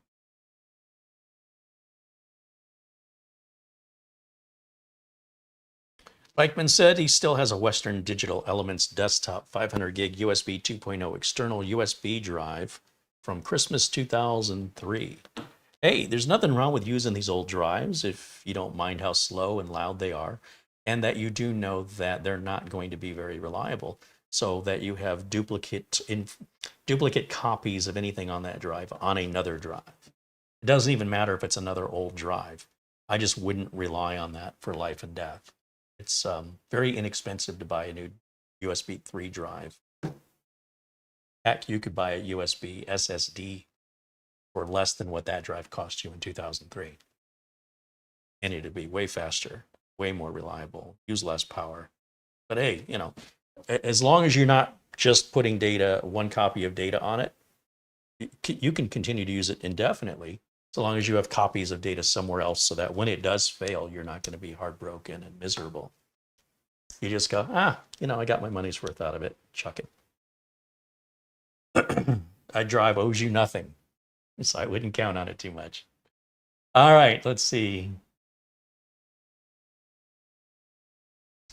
Janik says the benefit of using your time to figure out a problem is you'll be equipped to solve that problem on your own if you experience it again. Well, here's the problem with that logic. Sometimes problems occur once in a lifetime. So unless a problem has occurred more than once, it probably isn't worth your time learning how to fix it, unless you're a technician. The odds of you seeing the same problem more than once are likely because you're doing something to cause it. So what you're going to learn isn't how to fix the problem, but rather how to avoid creating the problem. When it comes to learning how to fix problems, for most of us, it's a complete and utter waste of time. If a part burns out, it's very random and unlikely ever to happen again in your lifetime, generally speaking, with few exceptions. And when we talk about doing any sort of forensics or any type of research or reverse engineering to figure out the why, it really only makes sense logically for the amount of investment that takes in time and effort, if that will benefit you in the future. But you're making an assumption that should this same series of events occur again that results in the same problem, and it happens early enough that I can still remember what I did to fix it, that I will benefit from it, is true underneath all of those conditions. But in most cases, and I will reiterate this again, what you will likely learn is if you experience the same problem twice, isn't how to fix that problem, but what you're doing that's causing that problem.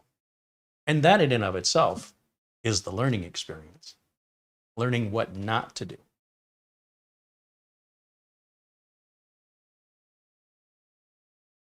Just another perspective to consider, that's all. Oystein with a 100 Norwegian kroner contribution. Thank you so much, Oystein. Our friend Oystein watches us from Norway, a place I hope to one day visit, and England and Scotland and Ireland and Wales and Italy and the Netherlands, Denmark, Switzerland, Sweden. I want to go a lot of places. Bill Sony T contributes $2. He says, hey, Carrying Group, just want to say thank you. Right on. Thank you, Bill. Thank you for the super chat.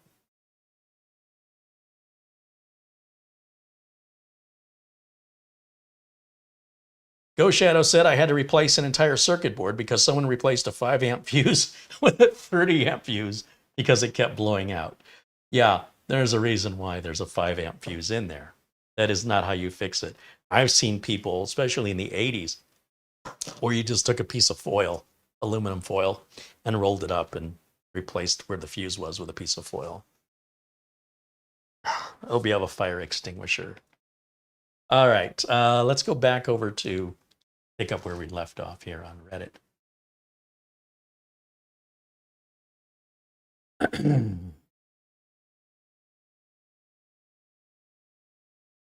Can someone help me? I don't understand the ICEHEBL for HP project earlier. I have a short circuit. What does this person say? I don't even understand that question. After the research I've done leads me to believe it's the UEFI BIOS chip. I'm 99% sure you cannot buy one. So you can either buy a bad motherboard and hope to harvest that chip or buy a new motherboard. Well, there you go. I believe that. I've got an HP, boy, we see a lot of HPs here, don't we? HP EliteBook 850 G6 solid caps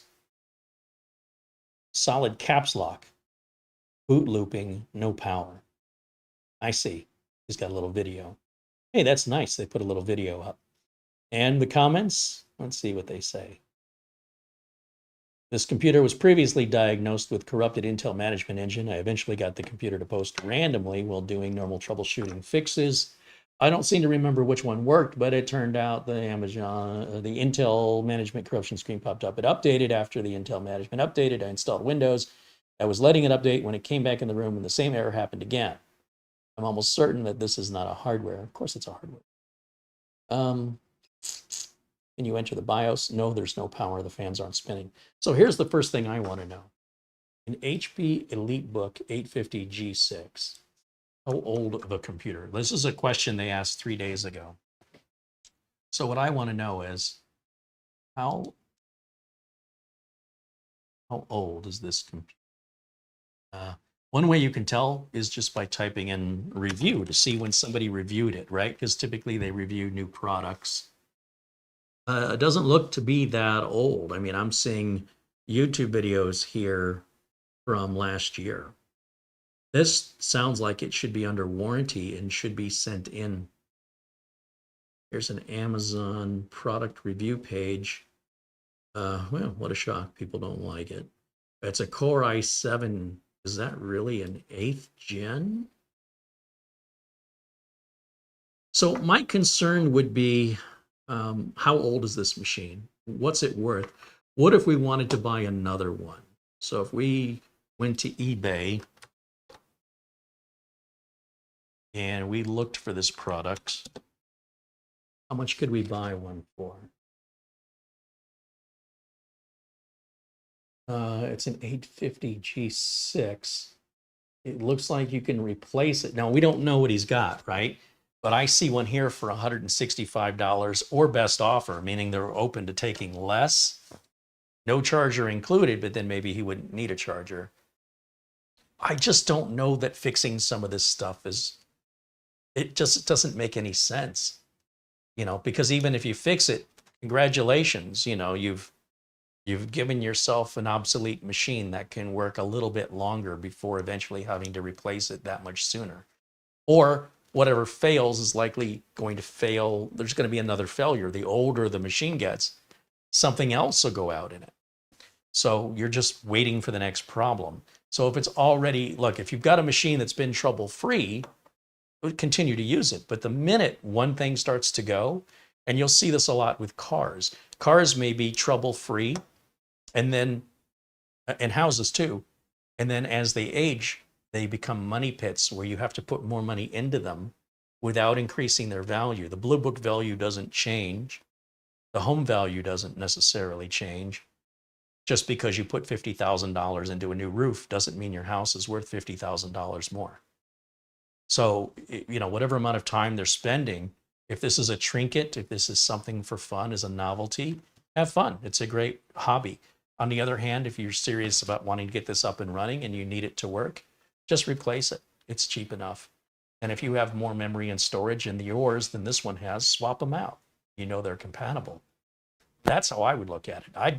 I'm always looking to get to the finish line. I'm not looking to, for me, it's not about the journey, right? As a professional, I'm there to get it done, which means get there as quickly as possible, as safely as possible, and as cheaply as possible.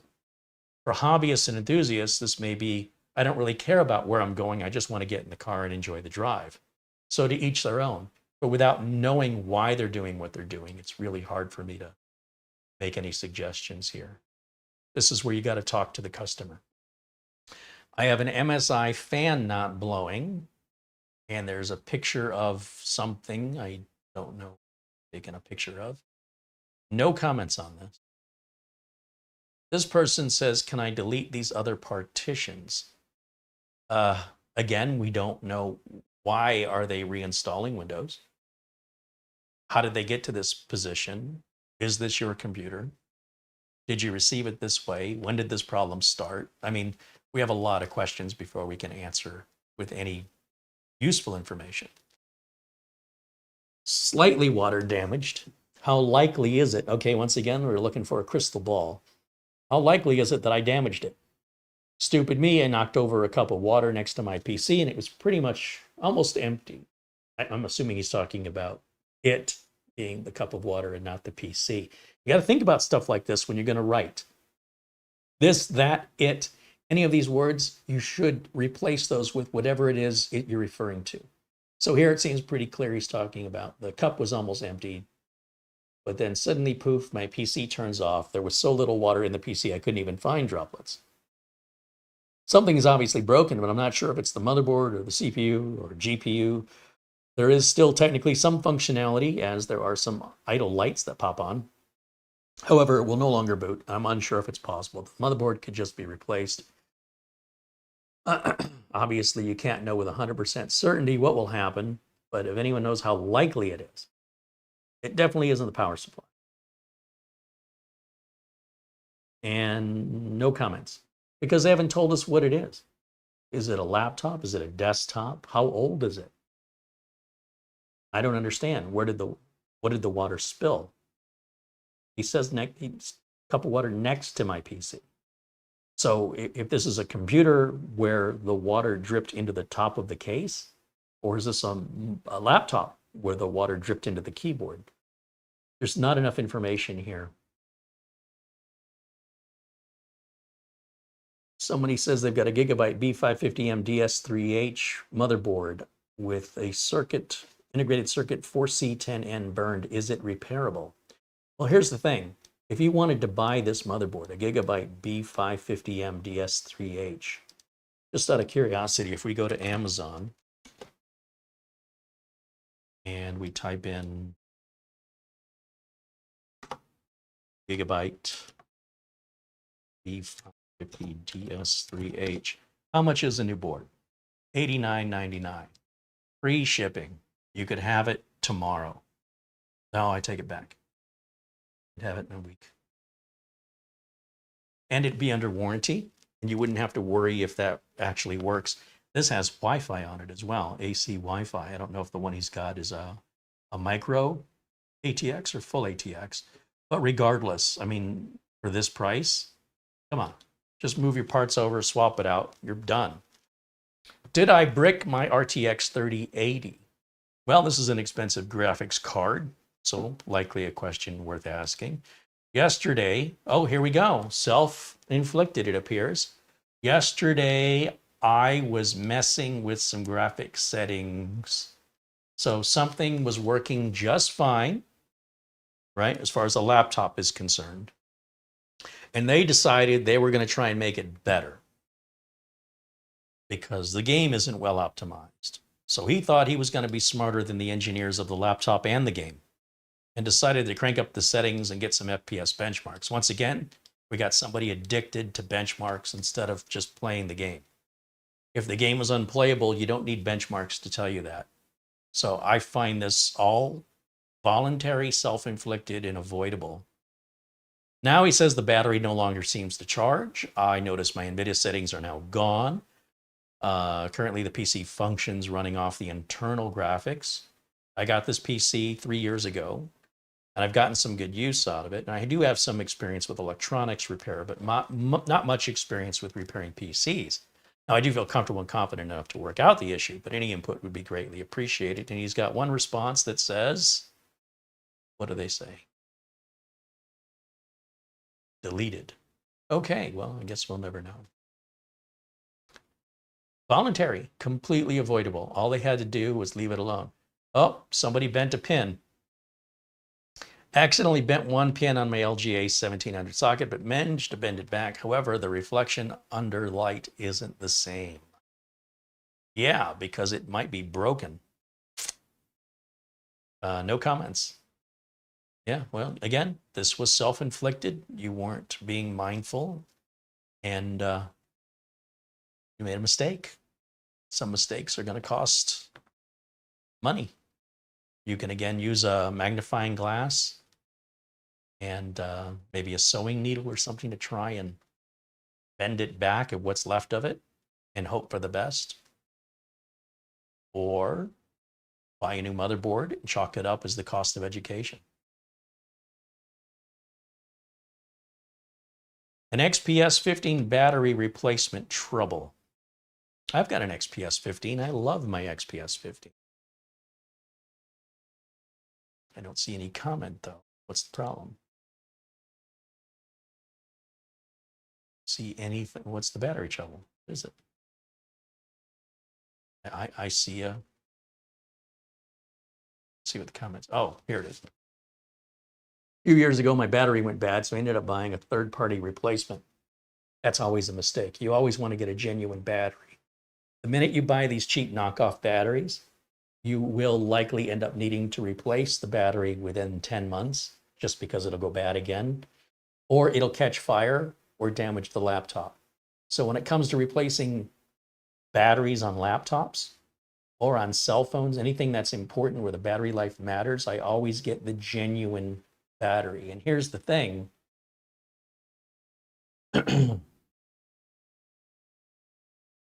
The genuine batteries aren't the price they used to be. Like a Dell GTPY, that's a $50 genuine battery and maybe $30 or $20 as a third party. So it's really not that expensive. I decided I wanted to spend the money to put an original battery. Oh, okay. Well, maybe I'm off my rocker here. I thought he said he bought a third party. I ended up buying a third party. I wanted to spend the money in to put the, but I don't know which one it is. When putting this battery in the laptop, again, when we use words like this, that, it, which one is he talking about? Did he buy two batteries? Did he buy an original and a third party? I don't understand. When he was tightening down all the battery screws and putting the bottom cover back on, my trackpad becomes very stiff. It won't click. And I've seen this issue occur before when batteries are swollen, but that's not the case right now. I thought maybe the battery I received had a manufacturing defect and assume the plastic tabs on the battery that you screw in the palm maybe. First of all, you wouldn't put the back, I would not put the back on the laptop until I've tested the laptop to make sure the battery fits and it's working. As other, you got to remove 10 screws, 12 screws to get the back off. So I would turn the laptop around, fire it up, make sure everything was working. If everything passed, then I'd put the back on. If I put my third-party battery back in, I have no issue. The problem was only with the OEM Dell battery, which I find odd. Well, it sounds like maybe he got sent a bad one. This person says, compare both the third-party battery and the original side by side and check if any part of either one juts out. The stiff trackpad is if the battery is swollen, like you said, or something is caught between the battery and trackpad. This is true too. Try screwing in just 2 screws. Open it up gently, add, and try the trackpad. It's just a matter of checking where it's being compressed. He's absolutely correct. This is a great answer. HP Envy fell on its corner and cracked. What do I do? Yikes.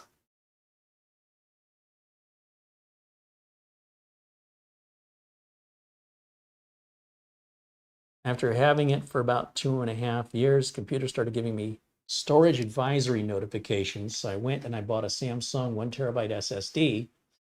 And during the installation, I was able to set up the new drive and allocate all future downloads to the new drive. I restarted the system and now it's locked itself in repair mode without a solution. Nobody's commented on. What happened to the HP? Where did that go? There's 2 comments here on the HP. To be honest, live with it. When the display becomes no longer usable, change it. That is, if everything else is functional. Otherwise, discard and get another. And here's another, buy a new one. Then he says, nah, just kidding. Well, I mean, I don't know the point of that. Here, I wrote something, but don't worry. I wrote it for no reason. It conveys no information. Thank you for your time. Okay, well, that was helpful. LG repair. Yikes, this doesn't look good. Somebody's got a video issue here. I've got an old LG, almost 20 years old. Okay, so we're going to see a theme, which is I caused it myself, or I've got something that should be in the garbage, should be in the recycle bin, and I'm trying to keep it alive. That costs more. It's going to cost me more in time, and any time of volunteers who want to help me to fix something that doesn't matter, that really has no useful purpose anymore. For the challenge of doing it, anybody that wants to join me on this challenge and volunteer their time and efforts in exchange for no compensation, that's basically what they're asking for here. Obviously, one of the hinges is broken, which is, of course, going to happen on a 20-year-old laptop. Does it have a solution, or is the computer pretty much dead? Boy, people just don't know when to let things go. It's so inexpensive to replace modern computers. I just don't understand why you would put so much effort into something so old where parts will be almost impossible to find.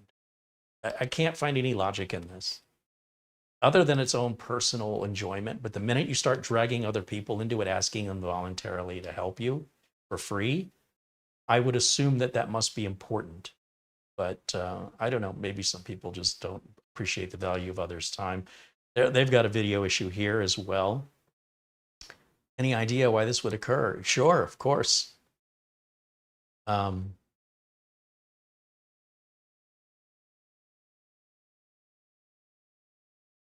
Sounds like a failing graphics card. I would agree. This is the way. Unfortunately, now my screen is blacked out. Yeah, it sounds like it was failing. Yeah. Sometimes that's the warning sign. That's the death rattle. Oh, look at this. That's crispy. You like your chips extra crispy? I'm not even going to bother with this one. Is it fixable? Here's another one that's been dropped. You know, these things are not designed to be dropped. You have to be careful. And if you're not careful, you'll be paying for a replacement or an expensive repair, which could cost more than a replacement. And the repair may not be done right. You may end up having to take it back several times in order for the repair to be done right. Or you could simply buy another one, have it immediately, and get on with life with a new warranty. And then whatever you did, that's a lesson. And you likely won't repeat that. That's a very important lesson. The more it costs you, the more that lesson will stick with you. You'll be less likely to ever do that again. Any idea why something like this would happen? World of Warcraft, access violation. Well, we know this is a critical problem. Maybe you've got a hacked version of the game. Maybe your antivirus is interfering, or maybe you have bad memory or CPU cache. That's a lot of work to put into just wanting to play a stupid game, but what do I know? X390 Yoga motherboard repair. I need some help. I have a bunch of X390 Yogas. Gee, I wonder why. An X390 Yoga.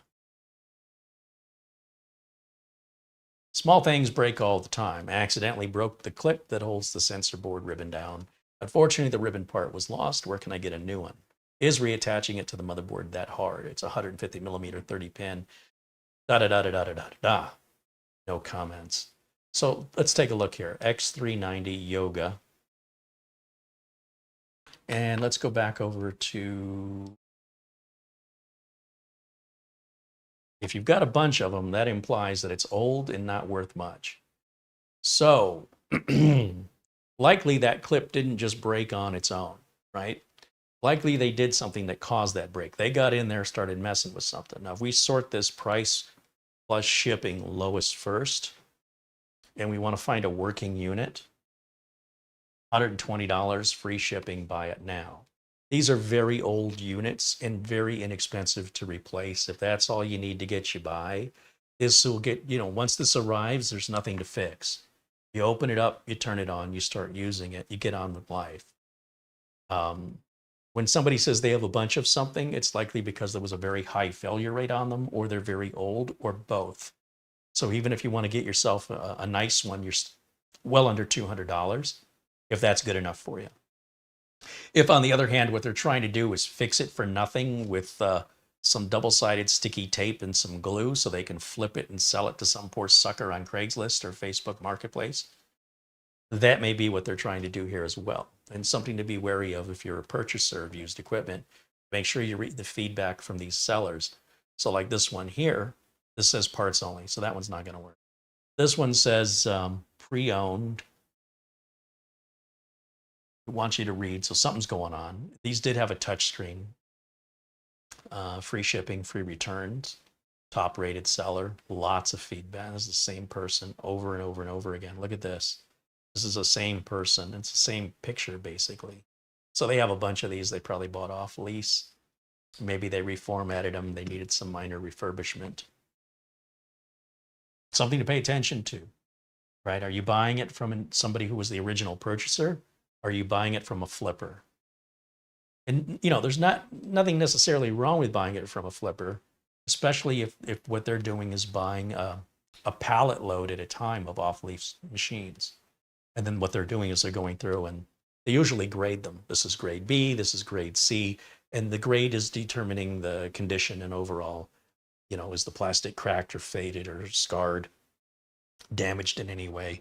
So when you see a grading system, you're dealing with a professional refurbisher. If you don't see a grade, then it's not a professional refurbisher. Yeah, so one of the first things I want to do when a customer calls me is determine, is this something worth fixing? Am I doing my customer, am I looking out for my customer by saying, yes, I'll fix it? Or am I looking out for my customer by saying, I think you should take the money you would be giving me for the repair and buy a new machine? Um, I had to have this discussion with a customer the other day, and it's something it's a conversation I have regularly. The machine is 10 years old, and it's a Pentium G 2220. So 4 gigs of RAM, a mechanical drive. This was maybe a $300 computer 10 years ago.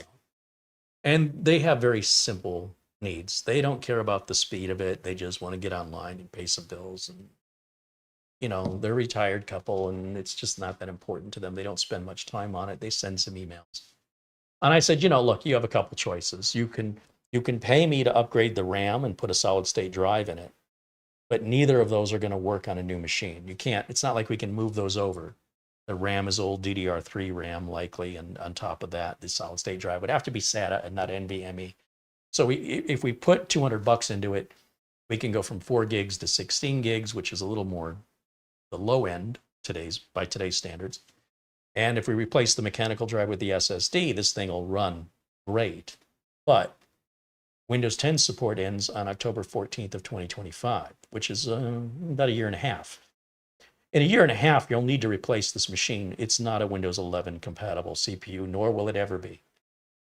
So you could spend the money to make it a little faster for the next 18 months, if that's what you want to do. You could live with it just the way it is for the next 18 months. I've done what I can to get it back online. They couldn't get online with it. Now they can.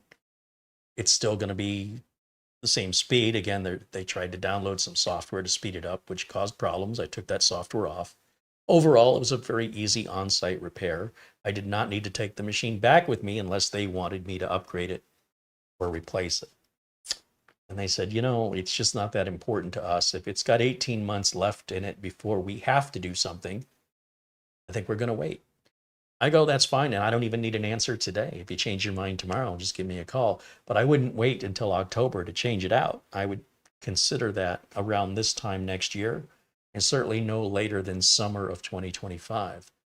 Because once you get to October, you might find prices and selection are going to be, the prices will be up and selection will be down because of all of the people waiting till the last minute that are forced to upgrade. So I would do it before that happens. But in the meantime, nothing you have to do today if you don't feel like it. If the machine's been fine and you're happy to live with it, just know in 18 months, the machine will still work, but you might as well just turn over your driver's license and credit cards over to the bad guys in Russia, where the US laws don't apply and there's no enforcement or punishment. So, or take it offline. But most people don't know what to do with a computer if you take it offline. When I explain to people, I've been using computers since the 1980s. It never occurs to them there was no internet in the 1980s. They don't think to ask. But the minute you tell somebody you take it offline, then they go, well, what would you do with it if you took it offline? We used to have a reason we used computers that had nothing to do with the internet. But I guess those days are long gone. But that is the point, right? If you need it for internet access, you're connecting to the world. You're not connecting to your neighbor. You're connecting to all of your neighbors all the way around the globe, enemies of the United States, enemies of the country you might live in that have absolutely no law enforcement regarding any illegal activities against citizens of another country. So they have nothing to lose by attacking you. There's nothing to be caught. They either succeed at stealing from you, using the latest and greatest technology to steal from you, because you made it easy for them by keeping your old piece of equipment connected online long after support ended. And that's your choice. And I always let my customers make their own choices. I just want to provide them the information so that whichever way they decide, they can set their expectations. And hopefully, they're going to be happy customers. Right? Because if they make a bad choice, they won't blame me for that. They knew, they were warned, and they decided against it anyway. So, all right, another quick look here in the chat, and then we'll probably wrap it up for today. Also, if anybody has any technical questions for us in the chat, we certainly do our best to provide an answer for you. And remember to rely not only on myself for answers, but in our community. We have so many intelligent, knowledgeable people who are more than happy to help you. Watch the chat room for answers to your questions, because quite often their answers are better than mine, and they know stuff I don't know. So don't dismiss any information being offered by the members of our community.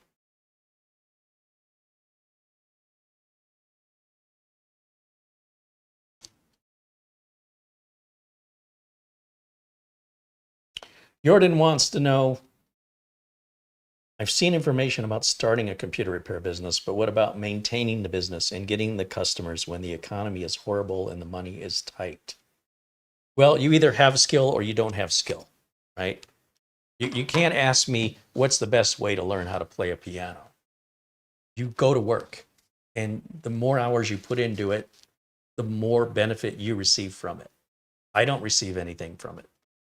If you want to start your own business, then you manifest that into existence. And if you want that business to grow, you get off your butt and you make it happen. You are not a victim of circumstance. Nobody is shining a light down upon you, blessing you with customers. You go out, you knock on doors, and you go get those customers. If you think that customers are going to be coming to you and knocking down your door, don't go into business for yourself. Go work for somebody else. Your success or failure is not on the economy. It's not on whether or not money is tight. I've heard people use excuses that they live in a small rural town. There's not enough work to stay in business. And I've heard people say they live in New York City or some big urban area where there's too much competition, so therefore not enough business.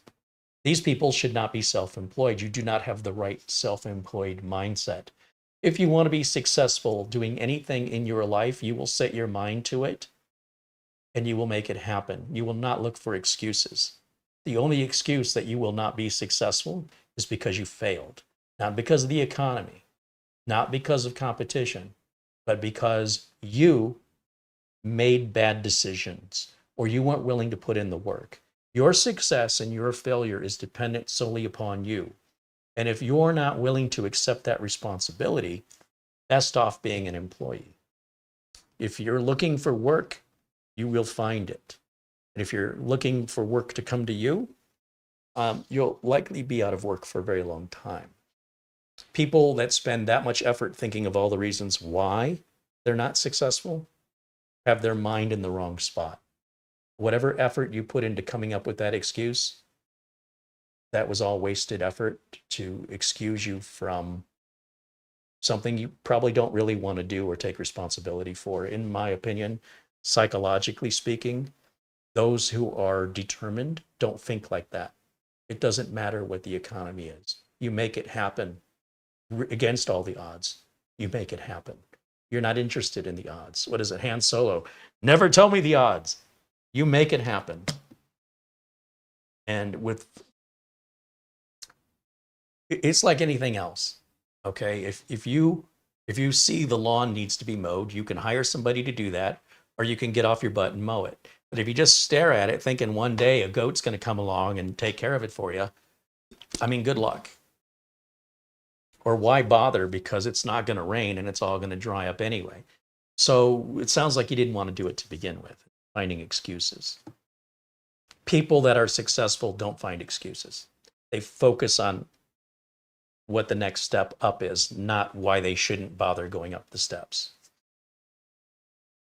That's my opinion on it. Money is not tight for everybody, and the economy is not horrible for everybody. If you choose to see it that way, don't go into business for yourself.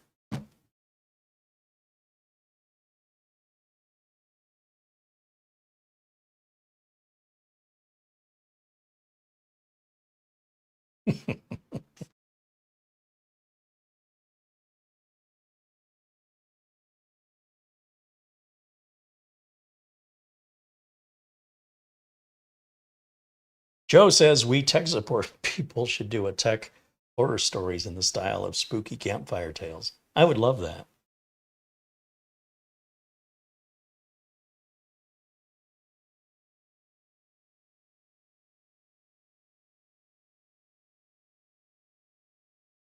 Doman 2000 says if you want to see real laptop repair, you should visit Electronics Repair School. I agree. Is that guy from, is he Croatian? He's very, very good. Very good. I subscribe to him.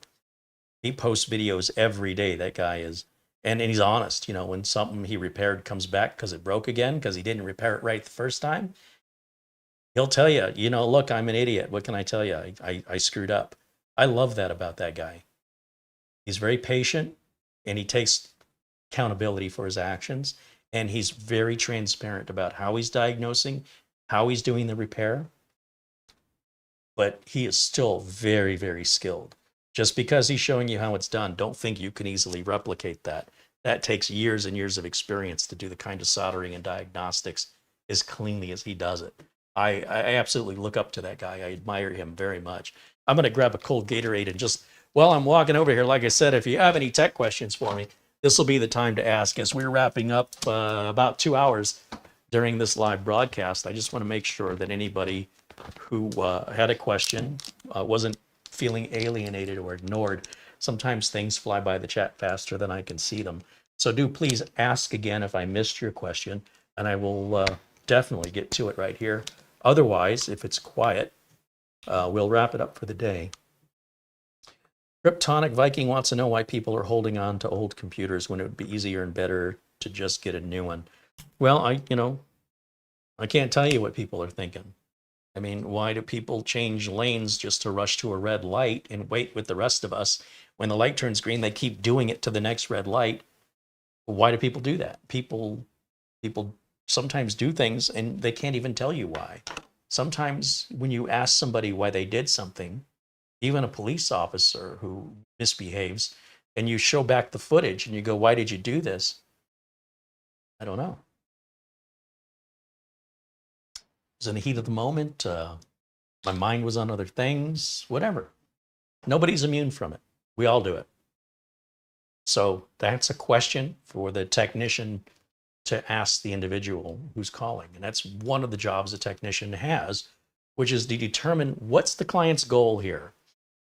Are they looking to get back up and running as quickly as possible, as cheaply as possible? Are they looking to turn lemons into lemonade and use this as an opportunity to upgrade and make things better? What budget do they have? How important is this machine? Do they need it back yesterday? All of this kind of plays in together. What's our goal here? If I'm a taxi driver and I pick you up, I need to know where it is you want to go. I can't read your mind. So you call me and I'm an Uber. I show up. You've already told me where you want to go on the app. You can't call an Uber without first telling it where your destination is, or that Uber ain't showing up. And in much the same way, as a technician, one of the things I've learned, and again, I started this before there was anybody to really learn from, was rather than assume what the customer was looking for or expecting, ask the customer, what's your turnaround time? How much money are you looking to spend? What's the end goal here? It's often the end goal is to get me back up and running as quickly and as cheaply as possible. And it's like, okay, sometimes quickly and cheaply is replacing the machine, and sometimes quickly and cheaply is fixing the machine. It depends on the machine, the age of the machine, and what the depth of the problem is. Just like an Uber driver could never assume where it is you want to go. There's a million places, 10 million places you might want to go. You have to be very clear. And if you're not, then before I put the car in drive, I first need to establish where we're going to go. I'm not going to start driving, and as I'm driving, then turn around and say, hey, where are you headed? Just so I can flip around in a U-turn in the middle of an intersection and get into an accident because I was driving the wrong direction, because I was in a hurry to get somewhere that was going to take longer and cost more than if I would have just known where I was going before I left. 3D Everything with a $10 super chat says, hey, thanks, Carrie. Here's a little something. Right on. Thank you, 3D Everything. Frank Jimmy said, I really enjoyed your Easter video on backups. I wasn't able to catch it live as I was with family, but I caught the rerun, and thank you for all you do. Listen, 50% off Acronis is a hell of a deal. Seriously. They don't run that very often. If you've been hesitating, waiting for a better deal, it doesn't get any better than that. You have until the 14th of this month. You have 10 days left, or 9 days, depending on where you're watching me from, to take advantage of a year of Acronis for less than the price of a lunch. But, you know, your data may be completely worthless to you. I don't know. And I don't, maybe you back up another way. I mean, as long as you're backing up, it doesn't have to be with Acronis. But one of the reasons people don't back up is they don't know how. And Acronis makes it easy. Or people think it costs too much money, but Acronis makes that right now super, super inexpensive. So all the excuses are gone.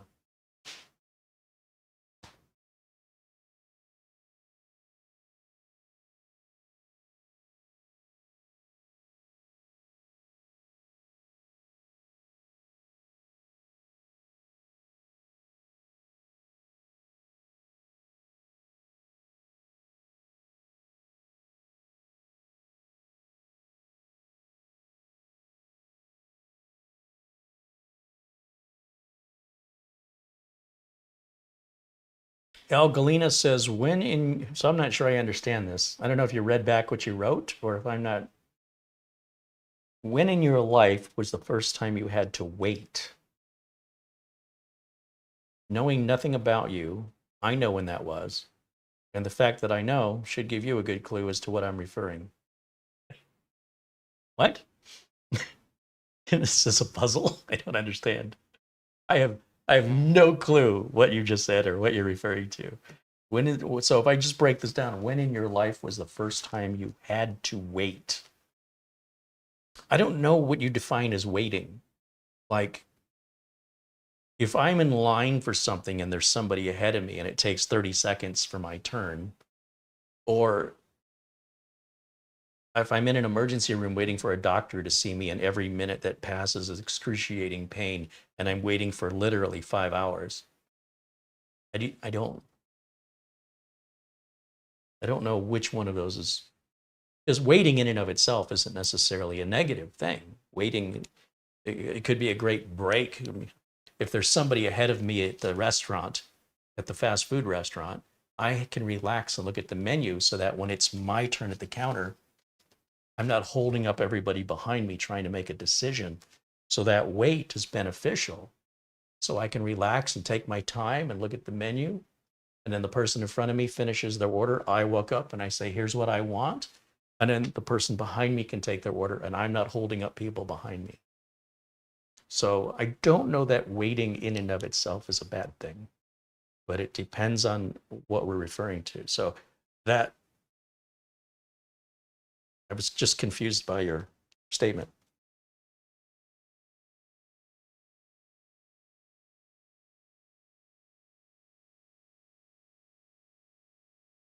Danielle Emberley said I had to wait a day. I had to wait a day to see programming results after key punching IBM cards. Yeah, they didn't have monitors back then, so things had to be printed out. There wasn't cathode ray tubes. There were no CRTs back then. JFD Omega said, last month I plugged in an 11-year-old solid state drive with no problems. But that's not the question. The question isn't whether or not a solid state drive will last.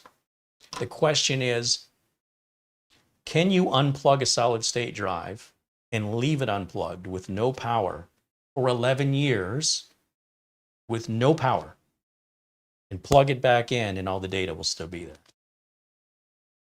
That's the question. And theorists are suggesting that the data would not be there. No one's ever proven it, but that doesn't stop people from spreading this as though it were truth. It's not truth. It's conjecture. It's theory. It's never been proven.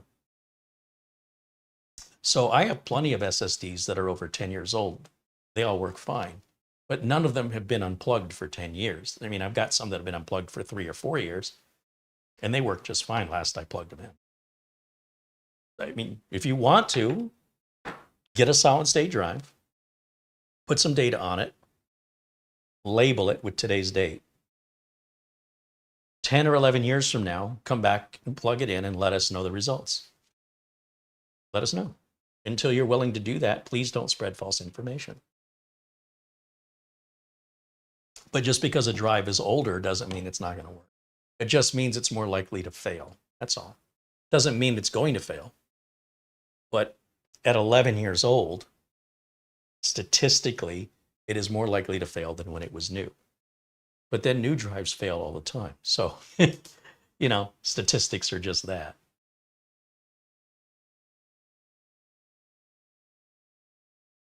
Frank Jimmy says you should know what you want before you go to McDonald's. Did I say McDonald's? Because I thought I said fast food.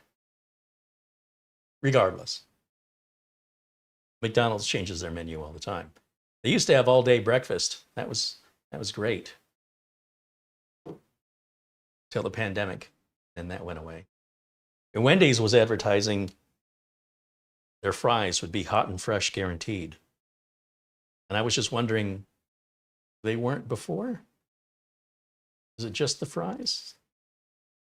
I'm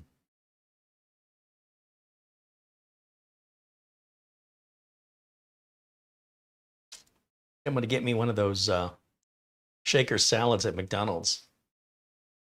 And the hot as lava apple pies. Oh, they don't have any of that anymore. I want one of those McDLT Deluxe. Oh, they don't make those. No, the menu changes constantly. The McRib, is it here? Is it not here? I'm not even sure it's rib, but let's save that discussion. But I get what you're saying. Let's see. Frank says, hello, I'm Frank from Holland. I like your channel. I learn a lot from your videos. Thank you for this. Right on. Thank you, Frank. Good to see you here, my friend. We're always welcoming friendly people into our community. I hope you'll consider sticking around. Eric says, I have flash drives from 2008 that I just found and all the data is still good on it. There you go. I mean, assuming you haven't plugged that flash drive in since 2008 or since 2012, that's the point, right? So the question is, when was the last time those, just because the flash drives are from 2008, doesn't mean that's the last time they were turned on. And without actually knowing that, we're making assumptions. And that isn't really any more beneficial than the assumption the other way, right? So if we have a date on it, the last time it was powered on, and let it sit for 10 plus years and plug it back in, never plug it in for over 10 years and let us know the results. That's when we'll know the truth.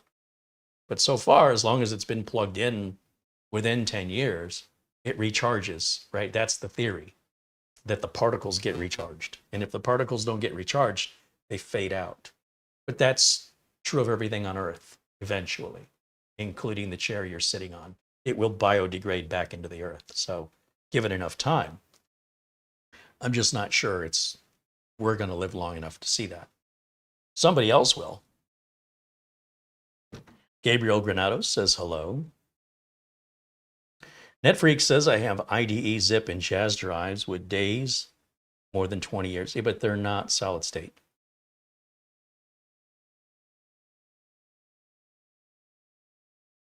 Frank Jimmy says, if I ever go back in time to the 1980s, the first thing I'm going to do is go to McDonald's and buy one of those fried apple pies.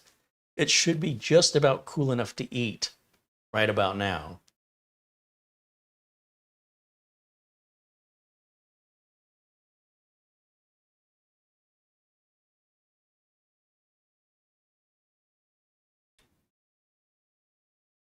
Jason Wyrick says, I'd suggest if there's no power to a solid state drive for 50 years, it would still have the data on it.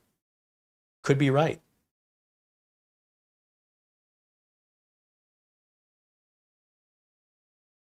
Ghost Shadow says, waiting can be a terrible experience. Eat a bad Taco Bell meal and then have to wait in line for the bathroom. Who says you have to use the bathroom? It's Taco Bell. The whole place is a bathroom, isn't it? Maybe you're going to a different Taco Bell than me. All right. Nick Caffrey said he used to live in South Dublin, happily now living on the Beara Peninsula. I don't know where that is. It sounds lovely.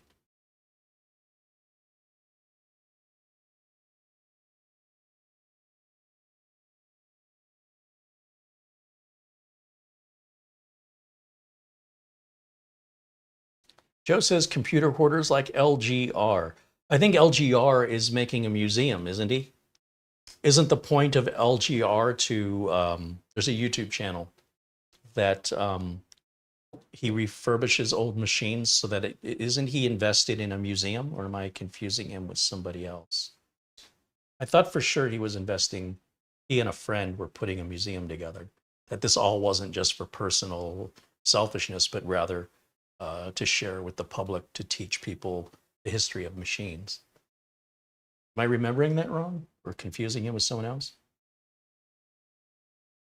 Shane Perkins said, I accidentally deleted 176 gigabytes of data because I thought I was on the right drive, but file versioning saved me days of manual restore time from DVDs. Who backs up the DVDs anymore? It's all write-only data too. That means, write-only, read-only. That means that when you restore from a DVD, all the data is read-only. Ugh. You have to go and change the file attributes to every file.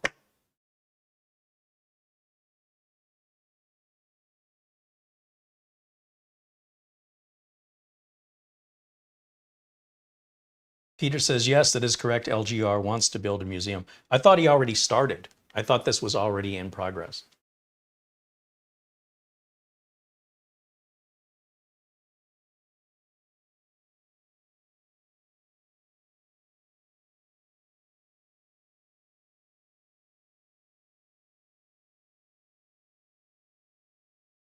LGR makes a business out of what he does. Yeah, what's his business?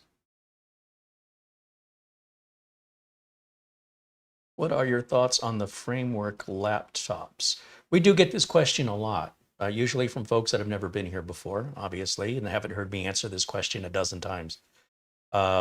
Basically, framework laptops aren't new. There's been a framework style of laptop design since I've been a professional technician in the 1990s. They've never succeeded because my theory is that nobody wants to adopt somebody else's technology. Dell wants to sell you their stuff. HP wants to sell you their stuff. They don't want to share anything. They don't want to have anything universal. Framework wants to have everything universal. But in doing that, it defeats the purpose of why you might buy a Dell or an HP, where they think they can be superior to what a framework can offer regarding weight, battery life, value for the money, overall size. So there is a cost that comes with a framework laptop that is less convenient. Like, you're not going to see a paper thin framework laptop. You can't. You got to sacrifice something for the modularity. And the modularity is still very limiting in your choices. I mean, we were told in the 1990s that being a technician, this is a real true story. My boss told me my job as a technician was doomed because Dell was simply going to send the replacement part. Like, let's say we had a Dell machine and that Dell machine needed a part. We would call Dell and Dell would ship us the part, and then a Dell authorized technician, which might have been me, installed the part. And what I was told, and again, 100% true story, was you better start preparing for another job, because Dell is going to have the shipper who delivers the part install the part, and you won't have any work. That was probably 1997, I was told that. So just because people talk doesn't mean they have any idea what they're talking about. Obviously, that never happened. Then for a while, we were going to have thin clients. You guys are going to be out of work because we're only going to use thin clients. Nobody's going to have a PC anymore. You're just going to have a monitor that connects you to the server. Well, wouldn't you know, that's slower than a one-legged cat trying to bury a turd on a frozen pond. Like, you're going to be there a while. It's a massive load onto the network, and the networking administrators that are required to keep that up and running, along with the infrastructure investment in order to make that even feasible, is hundreds of millions of dollars in a large corporation, versus the PCs, which are much, much cheaper to maintain with IT staff than to do that, and faster, much faster. A lot of companies that went to the cloud are now reversing away from the cloud because it's gotten too expensive and it's too slow. Not to mention there are some security concerns, specifically from my own clients that say, show me where my data is.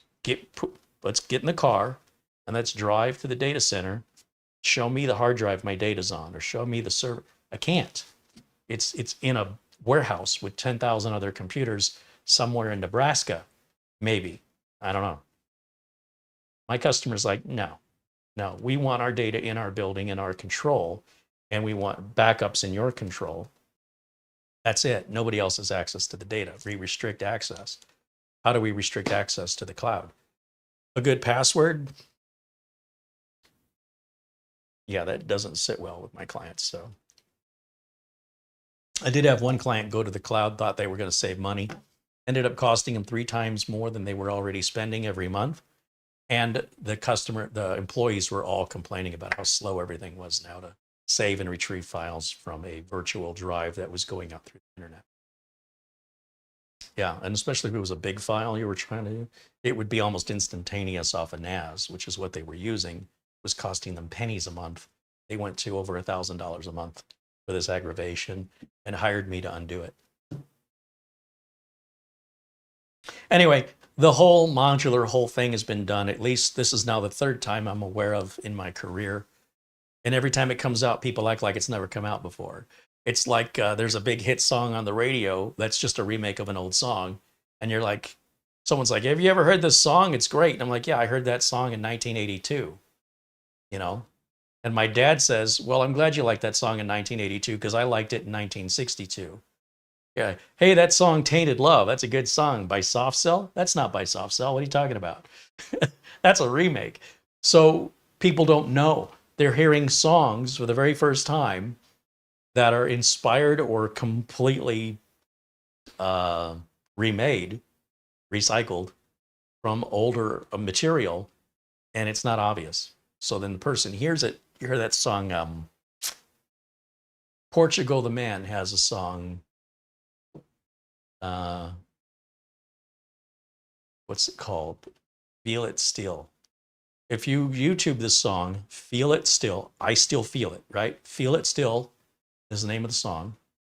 And you listen to it, you'll probably find it has a very catchy beat. And you might have never heard this song in your life, but it will be familiar to you. You're going to hear that song and you're going to go, something about this song I like. Yeah, it's because it's a remake of a song called Please Mr. Postman. And then you'll go, oh, I hear it now.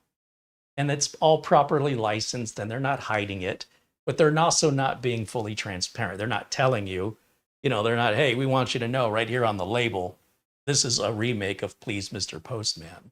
They don't say that. But if you interview them and say, how did you guys get the idea for this song? They're like, well, first we took a hit song that used to be a hit and we licensed it and we reworked it. They're very open about it when asked. So framework laptops are just a rehashing of something we've already done before, and we did it before that. And I don't think they're ever going to be bigger than Dell or HP or any of the established players like Lenovo. There'll always be sort of a niche market for them. Whether or not that's sustainable, I just don't think other manufacturers are going to jump on board. There's no incentive for them to share any profit with a competitor.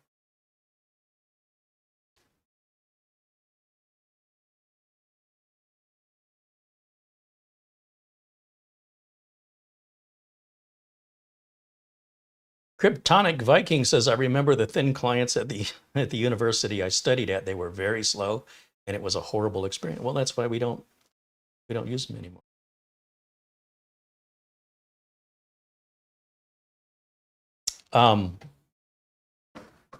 Just trying to think of another example. Whitney Houston's song that was really, really famous, that I Will Always Love You, is a remake of Dolly Parton's song. That's Dolly Parton's song. But nobody knows Dolly Parton sang that for some reason. Whenever they play that song, it's always the Whitney Houston version. And everybody just says they're so amazed with Whitney Houston's voice, and she has a good voice, but have you heard Dolly Parton's version? Because if you think Whitney Houston's version is good, you should hear the original. I'm not saying the original is always better. I think Soft Cell's version of Tainted Love is much, much better than, who did the original for that? That was some group I never heard of, but that was before my time.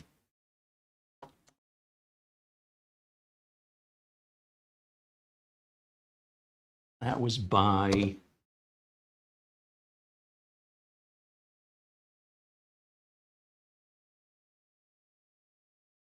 Gloria Jones in 1964.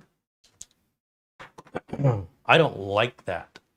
I hear it, I don't want to hear it, but I hear Soft Cell's version of it and I want to turn it up. So if I want to make sure I'm not being misunderstood, I don't want to see Framework fail, but I don't know how they can succeed given the history that this has been traversed before, twice that I'm aware of in my career since the 90s. It's just a repeating of the same thing, and I don't see anything unique or different that would change its percentage likelihood of success. It just feels like we're rehashing and going down the same road we've been down that ends at a dead end.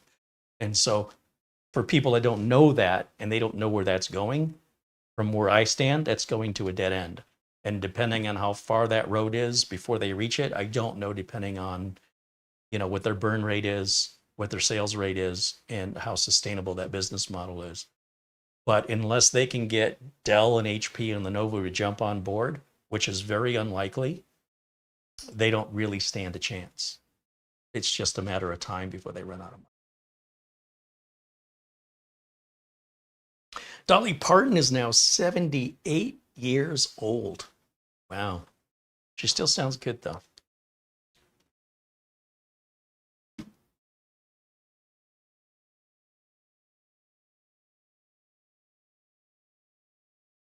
Jason Wyrick says, where I worked still uses thin clients to this day, and the admin refuses to use PCs.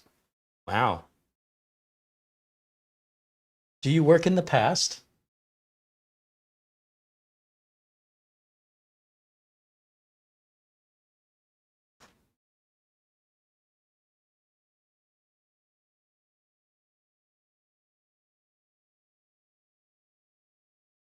All right, guys. Well, if you're looking for some entertainment this weekend, and especially if you enjoy the challenge of PC repair or just learning from other people's experience, Reddit is entirely free. You don't even have to create an account. And you can go through the repair, what is it called? Reddit/computer repair, all one word. Now, I find Reddit personally to be a great resource when looking up information for anything I'm stuck on. I find it better than any Google search results, unless the Google search result includes the word Reddit. So if I'm searching for, well, the other day I was looking for what are the best windshield wipers for my car? What are the car enthusiasts saying? So I put in best windshield wipers, make and model of car with the word Reddit. And sure enough, there are some gearheads on Reddit talking about Bosch Icons are the best windshield wiper blades you can buy. And all these other people just swearing by them. Oh yeah, they're the best. And then a few others, few outliers with a couple other brands, but overall, over and over and over, Bosch Icons, Bosch Icons.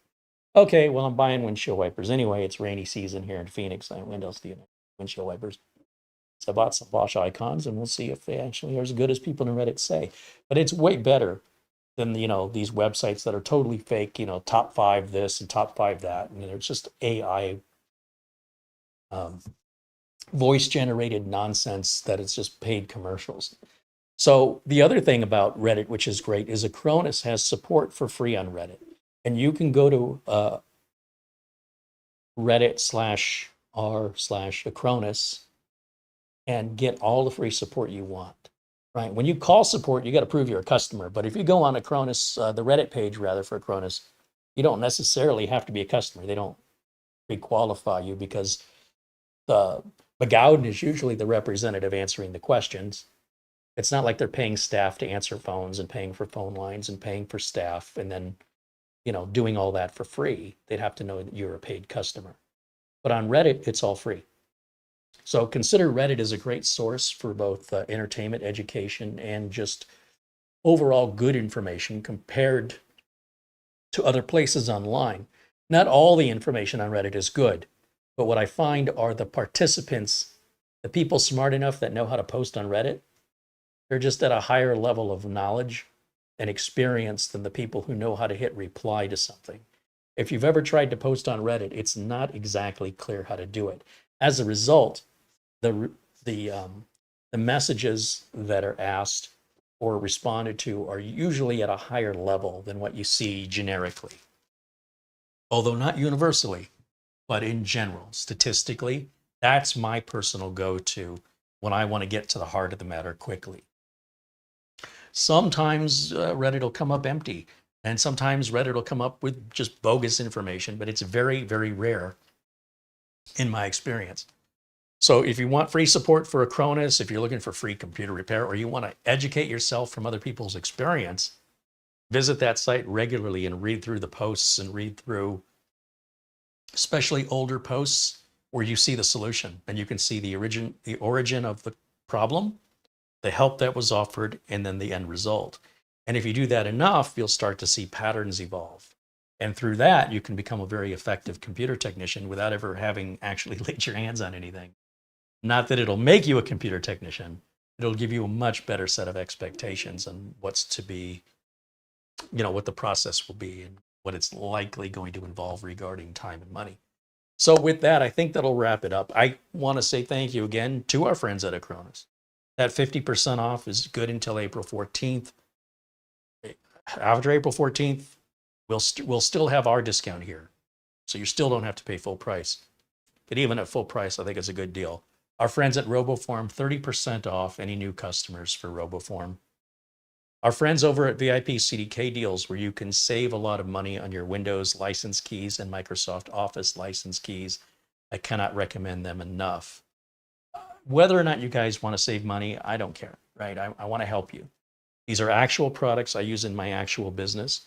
The Instant House Call remote repair software, I use it almost daily. My business wouldn't be as profitable without it. All of these products have trials that are free for you to evaluate yourself. And then if you decide you want to buy them because you realize what I'm telling you is truth and you see the value of it, you can save even more money using our discount codes. And if you're skeptical, ask anybody in our community what they think of any of the products to get an independent answer, or even do a Google search and read Yelp reviews. There's some, it's really nice of these companies, and I cannot express enough that I'm not just taking any sponsors. These are products I really use that I will highly endorse at their full retail MSRP price. That being said, the fact that they're giving you a discount isn't something they do for everybody, and it's the same product. You're just paying less for it. So if you take advantage of that, that's up to you. That'll wrap it up for me for today. Thank you guys so much for watching. Thank you for all of your contributions, especially, as I mentioned, the generosity, extreme generosity from our friend Buster there in Scotland and our friend Frankie B out of New York. And I'll check the phone one last time here. Thank you to Mara for her help and forwarding the messages to me and helping with the administration of this page, and for the contributions from NetFreak and Mark Jones, as well as Michael K., Ron Barnish, David Collins, Levi, all of you, and all of your super chats as well that went on throughout the show, all of your memberships. But most importantly, beyond all of that, your kindness and your friendship, not only to myself, but to each other, which really, how do you put a value on that? It's priceless. Thank you all for being here. I'll see you all again very, very soon. Any technical questions, leave them in the comments below the video, and give our community a chance to help you if you'd like that. It's at no cost to you, no guarantees, but at no cost to you if you want to try that out. Reddit can be a little intimidating to post, and our community is here to help. So thank you so much for watching. I'll see you all very, very soon. And until next time, bye for now.